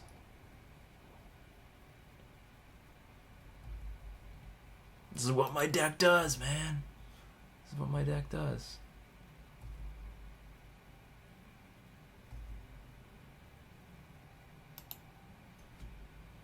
The Spreading Seas. Go on, Spreading Seas. Do we got? We do No. not get. Oh, we just drew garbage. We didn't even draw a good land. So it looks like I'm gonna crack a Grove. And hope to draw a Spreading Seas. So let's play a Grove. Oh, I can't. I can't even crack it for Spreading Seas. Best thing was...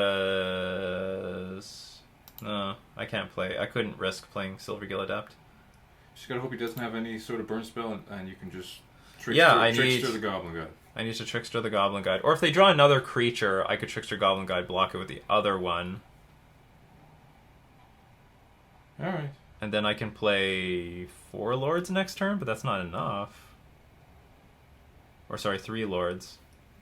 I didn't even draw another Scale Up.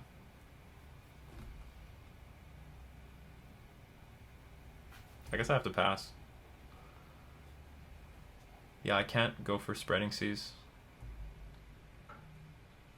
Dump Mistbinder, Selkie. Another, I don't know. It's too many cards in hand. Silvergill Adept. Silvergill Adept. I have enough Lords, right? I have to keep discarding? Still have 8? Damn. I don't know what's important. I guess the Waterlog Grove. Get rid of the Waterlog Grove. Alright. You gonna burn me? I worked really hard. Come on, I worked so hard. Yes! That's what I want to see. This is nuts. It's absolutely crazy. Okay, so begin a combat. We're actually gonna tap down the Goblin Guide.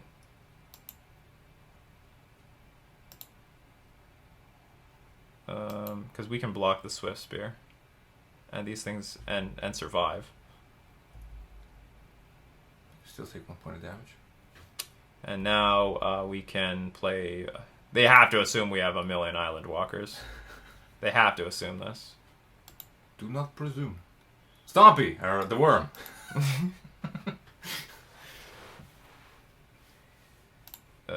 No, we did... Oops, this is... Merfolk Trickster. Yeah, you want a lord. I do want a Lord.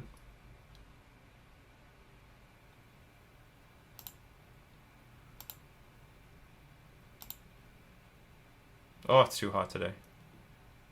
I'm feeling alright now. I've reached equilibrium.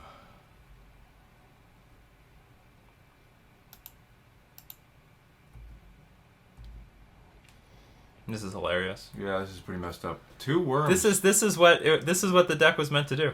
So it looks like we're gonna keep Cold-Eyed Selkie going into games 2 and 3, or hopefully just it doesn't go back get to that Their point. name is Twitter Drama. Huh? Is it? Yeah. Oh, Twitter drama. That's awesome. That's great. That's the best. A+ to our opponent's name. Love it. So what's good here on the draw? Not collect... well, just I guess the counter spells. Spreading... I don't know. Is Spreading Seas better when we play with Cold-Eyed Selkie and Scale Up? I don't think so.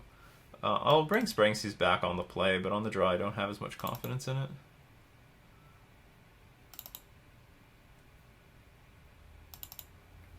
I have to take out 2 more cards. I'll take out... I want to take out Cold-Eyed Selkie, but you know what? You're...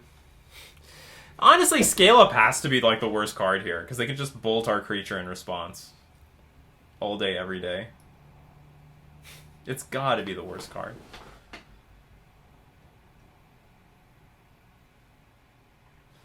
But in the spirit of this deck, maybe I take out Silvergill Adept. Or maybe I just take out some Mistbinders. I think the Lords are good, but...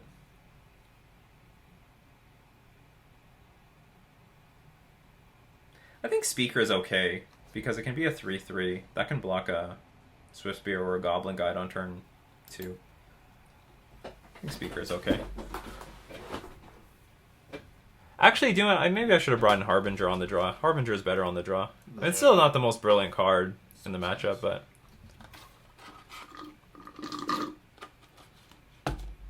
Do I have time? Oh, forget it. Forget it!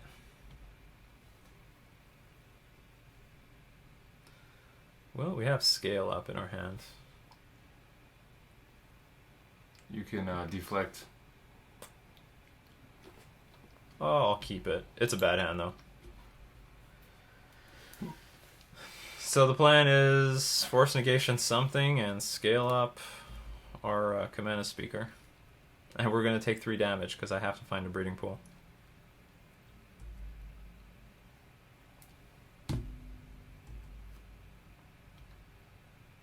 Oh, Cold-Eyed Selkie's on the way.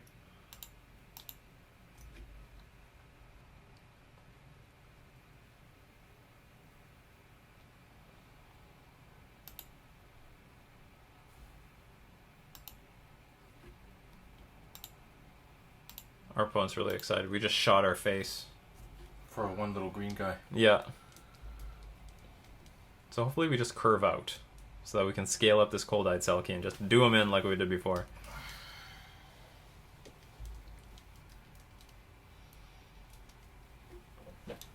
I'll force negation pitching the first force negation, but I'll probably pitch the Cold-Eyed Selkie to the second one. Yeah, I don't care about this.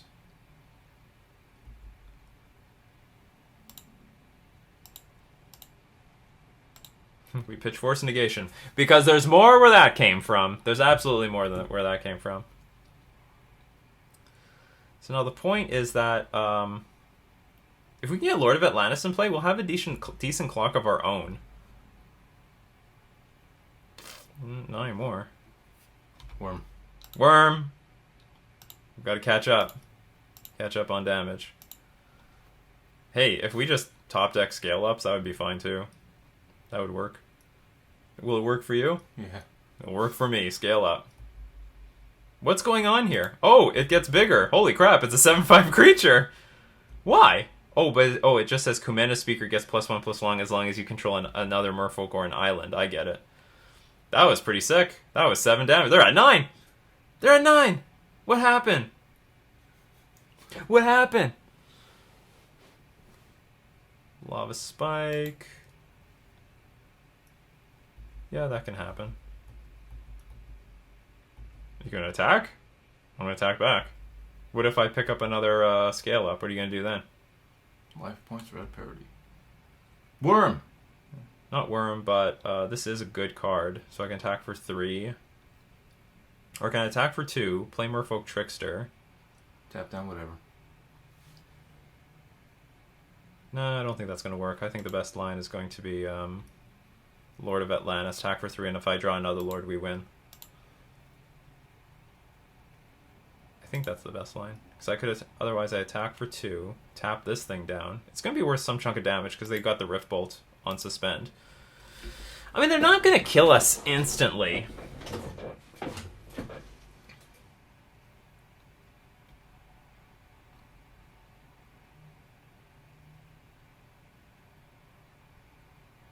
Yeah, let's do that.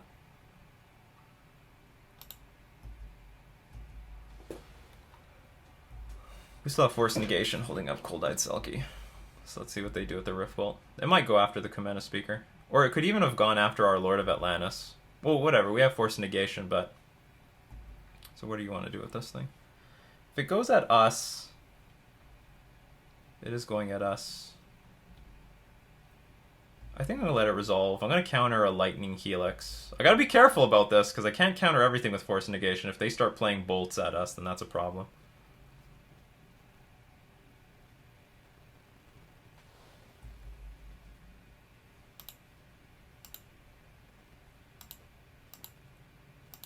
Oh, I forgot that this Waterlog Grove is killing us. Do you know what? I like the Lord of Atlantis plan now. I screwed this up.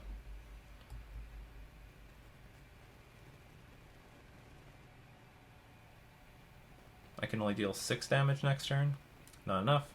Unless we top deck scale up. Oh yeah. Oh yeah. Oh, we got him with the Lightning Helix.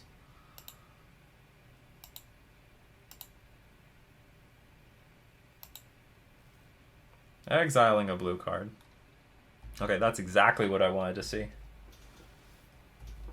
That was perfect. Worm! They might have it again. Well, put him down to 1. We'll take all fetch lands and crap offline. It will, and I won't actually deal any I won't get dealt any damage here.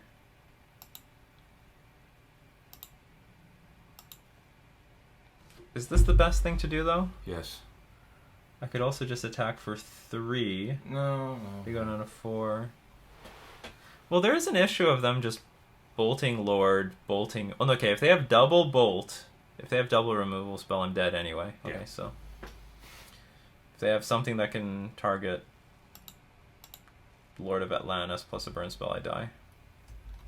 Alright, so we're in good shape to win. Scale up... Remember, scale up helped us get in range of them dying here. So they also can't play fetch land. They can't play shock lands. Searing Blaze would kill us, though. So even if they played, like, I don't know, Sacred Foundry into play tapped, it would still kill us. Looks like they're in a tough spot. No, Boros Charm doesn't win. What if they Lightning Helix? Lightning Helix doesn't do it if they shoot... yeah, because they go up to 4. Oh, no, but they could Lightning Helix the Lord of Atlantis. And then block.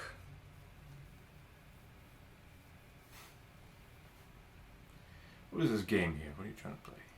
Looks like they have a removal spell. Or they have a burn spell. Oh, this is clever. Oh, no, okay. Okay, I still got a block.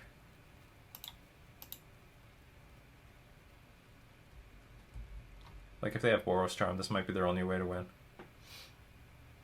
But they're still in it now if they have Lightning Helix, because they can now Helix Kumena Speaker or... See, that won't do it. Because I'm still attacking for 2. Unless they have a removal spell for a Kumena Speaker, but we'll see. We'll see. Is that it? You're going to resign now? They conceded. All right, wow. Scale Up has done it again! I'm really impressed with this. This is stupid. It's just a dumb pump spell. At sorcery speed! Why would it do so much damage?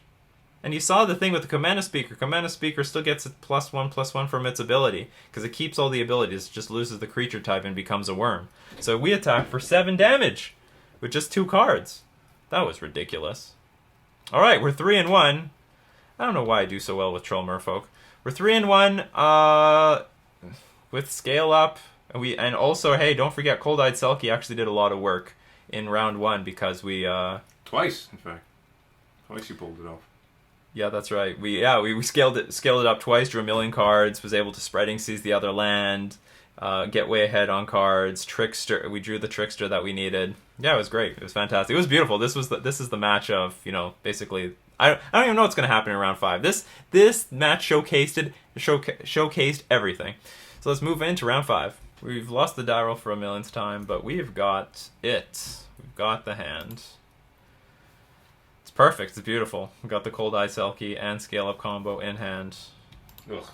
I have no idea what we're up against, but our opponent is playing with a really scrubby mountain, so...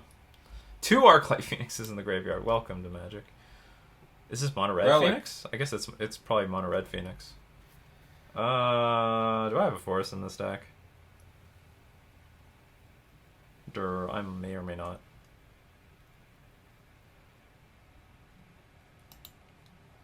I guess I will start this off with this. I don't want to take too much damage from the fetch land. Our opponent's like really excited. Oh my god, it's got Waterlog Grove! What's he gonna do to himself? Oh man, we're just gonna get super fucking annihilated. I don't know if Scale Up's gonna do anything here. This is a super aggressive deck. This is the deck where I need Chalice of the Void. And I need to get it out this turn. And I need to have it in my main deck somehow.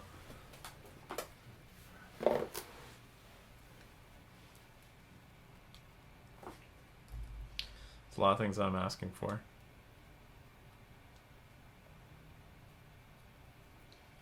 Well, normally I would say it's impossible to race the opponent, but we know that we have got Scale Up. So anything is possible.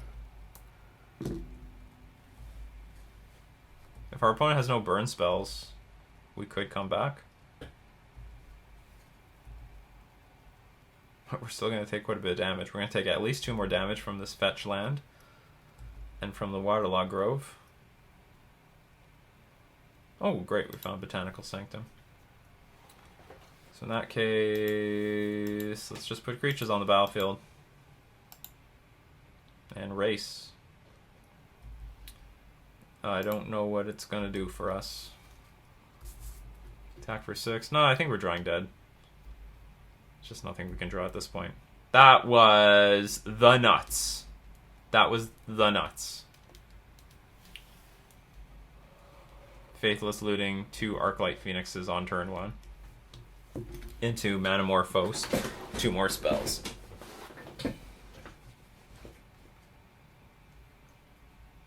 And into a hand that started off with Warlog Grove at that. Okay.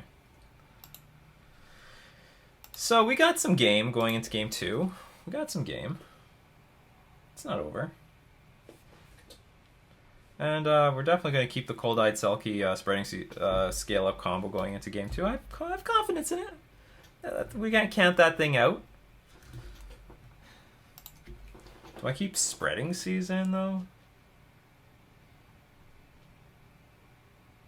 It's like really awkward in this matchup. I'm convinced it's okay on the play, but on the draw. Okay, we definitely want... We want Relic. Force Negation. I guess we want Harbinger.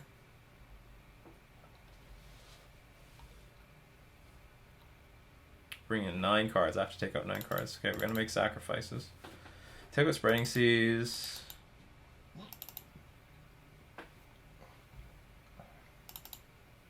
Oops. Come back, Harbinger. I'll take out Kamena Speaker. Could potentially be a 1/1 that's going to get hit by Lava Spike. I'll take out a Silver Gilladept. Also, if it gets hit by Lava Spike. Truth be told, I probably should take out the Cold-Eyed Selkies, but... No! Not doing that. We're keeping him. We're gonna get him.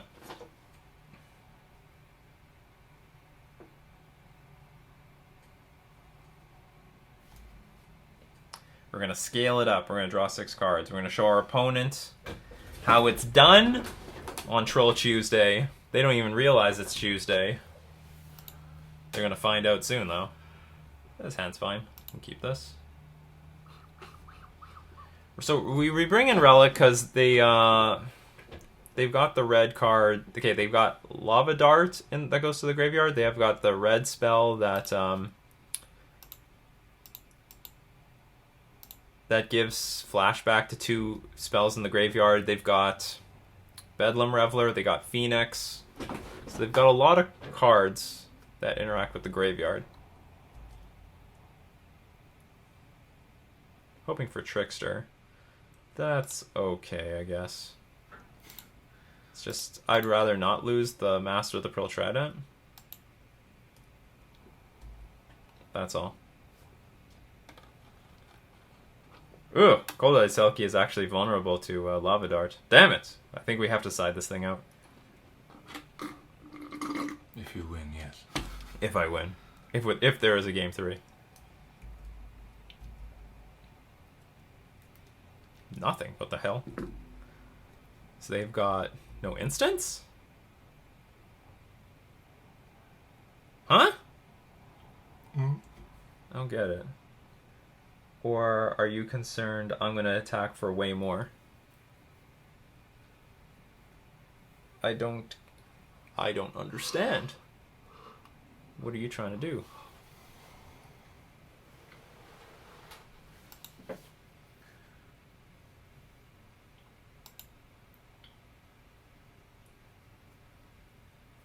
I don't get what they're doing. So what's the point here? You're trying to block and then Manamorphose or something? I'm just gonna pass. I feel like something's up. I don't know what it is though. Next turn we'll play Cold-Eyed Selkie. I really have no idea what they're doing. But they keep passing. This is so weird, man.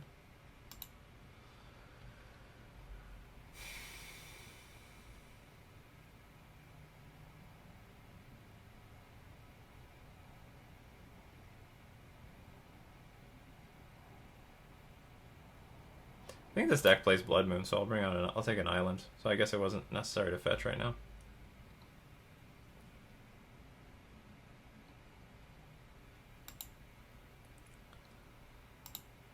Selkie.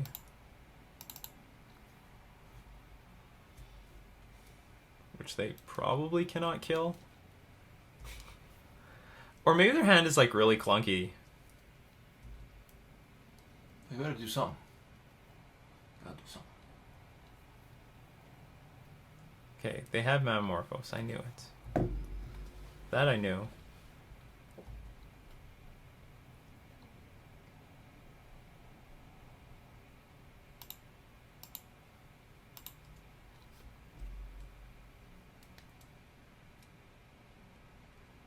It's gotta be a hand that got ruined by Relic of Progenitus on turn 1.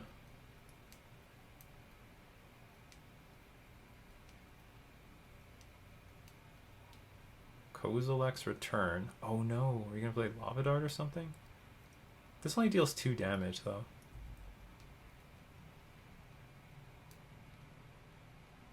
Oh, but you got Gut Shot. That is gonna suck. Oh, nothing. What the hell? Oh no, it doesn't matter because of the Soulscar Mage. Right. Okay.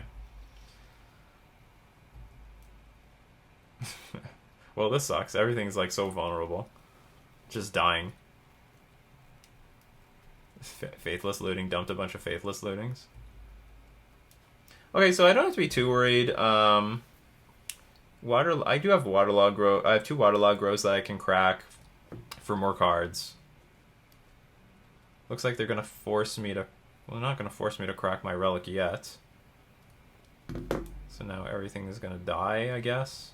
You could try to find a force of negation. Right now, then they'll still have Lava Dart on the battlefield. I don't know if it's worth protecting this board, to be honest. I don't think it's worth protecting.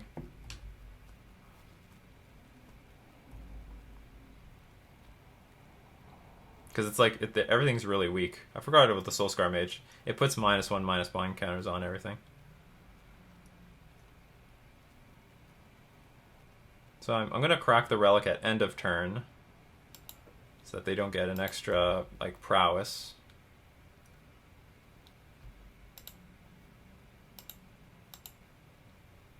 No Bedlam Reveler. Possible now for a while. Whatever.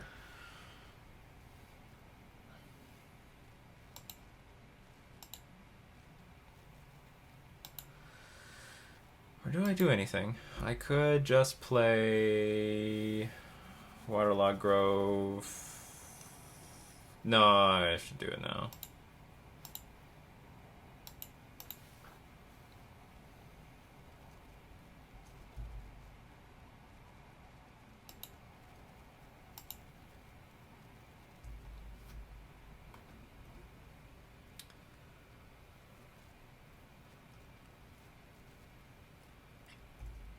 Oh, you're back.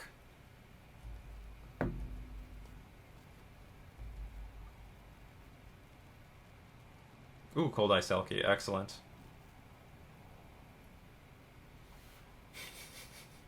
But is it worth it taking 2 damage off of a breeding pool for? Probably not.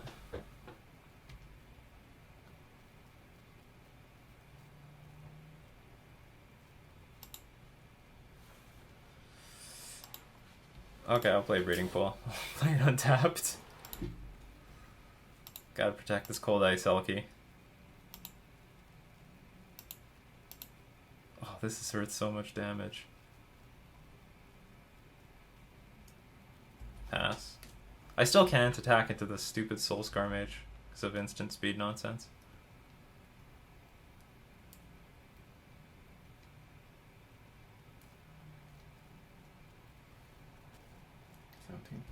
Okay. This could be worse.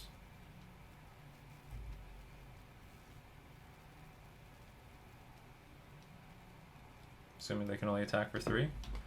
Sure. We are in a bit of trouble. Clock is on. Okay, so I have to sacrifice these groves. Start digging for scale ups. Not scale up. Nope. Damn, I guess Was there any logic to, like, crack the relic just to find force negation for that Kozilek's return? I didn't think about that. That's in the past. Let's work with the present. We need a lord. Lord would be good here. That's not a lord. Our opponent does not have islands either. Okay, now we can attack with the Harbinger of the Tides. Not that this is something I want to do either.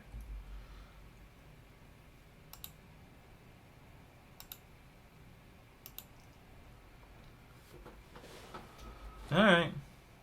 Let's see what's the best we can do. Their hand doesn't seem to be very good. They might just have a bunch of Arc-like Phoenixes in their hand.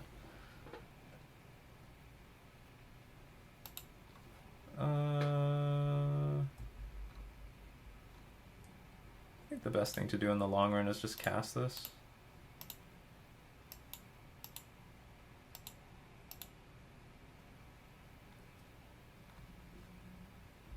Have another force negation for another spell in the future. Light up the stage, please. Well, this is actually okay, because they could find bricks. Find nothing.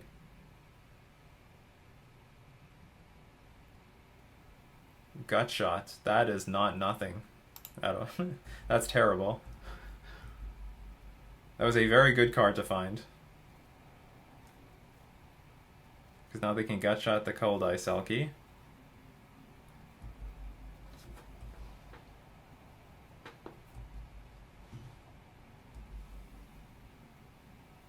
Going down to 2, and we still have to deal with an Arc-Light Phoenix. I think you're done. Yeah. I'm pretty much dead. I don't know what's in my deck that could save me here. That would have been good a turn ago. That would have been good a turn ago.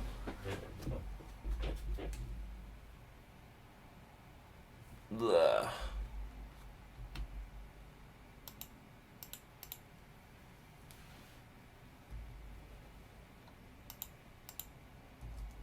I'm just attacking for the sake of attacking.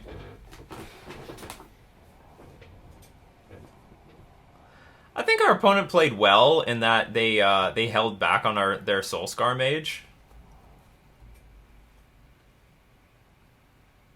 They rightfully held back on their Soulscar Mage. Like that, this doesn't matter. Oh yeah. What are you gonna do? What are you gonna do? I'm gonna tap down a Phoenix. That's what I'm gonna do. Just ask him very nicely. Just give me one more turn, please. Yeah, just give me one, please. One more turn. Maybe he'll do it. I will say we put our opponents on. I don't know if I could say that we put them on the ropes, but if they could have at least had a week light up the stage, we would be in good shape. We would be, because we wouldn't have taken so much damage off of this damn Soulscar Mage and this Arc-Light Phoenix at the same time. We would have had more life to work with, and they already went down to 7. But anyway, the Mono Red Phoenix, very explosive deck. Unfortunately, Scale Up was not with us this time around. Oh, so close to the 4-1 with Scale Up Merfolk. Let's take a look at that deck again. The beauty, the absolute beauty that is the Scale Up Merfolk deck. And the hilarity of it all. It's funny. Well, I mean, Scale Up did a lot of work. Oh yeah, in all the matchups. When it was good, it was good. When it was good, it was good. It was good in almost every match. Merfolk is the type of deck you can't come back from like really poor situations. Let's close this. There's so many games in Merfolk where, you depend so much on your creatures to like come back, and if your opponent has too high of a life total, it's basically pointless. It's never going to happen. But with Scale Up, you can do some serious damage. Even in that last game, we had a bunch of mana out. What if we ripped Scale Up off the top of our deck with 2 creatures in play? That's 12 damage. Then we just win out of nowhere. That would have been the best if we could scale up 2 creatures at once. That would have been just beautiful. But anyway, that situation never came to be. Maybe next week. Well, maybe, I don't know. There's always a new Troll Merfolk every week. But so I would say Scale Up was really impressive. I mean, the combo with Cold-Eyed Selkie did work against Burn. I think overall this card is very vulnerable, very expensive. Scale Up is definitely modern playable. Is it actually playable in Simic Merfolk? I mean, the cool thing is that it does. First off, it did a ton of damage. It actually killed a lot of our opponents. And the overload is relevant. You start flooding out, then all of a sudden you can turn all your creatures into six power creatures. And hopefully that's enough to win the game. I hope you had a lot of fun. I had a lot of fun. Did you have a lot of fun? It's very hot today. It was. But yeah, it was did great. You have fun? Yeah, when you actually got the Silky combo going on. You're sweating for the good instead of for the bad. Scale Up. That could be Merfolk and attacking all those damn humans. Screw humans. We're gonna scale up against you. So I hope you have fun. Maybe you're going to play with Scale Up. You let me know in the comments section below. We're going to thank all my patrons supporting me on Patreon. If you want to help design Troll Merfolk decks, don't forget to join me on Patreon. Give me your ideas. We're also going to thank themanabase.com for being our sponsor. This is Nikachu with his brother, playing with Troll Merfolk in Modern.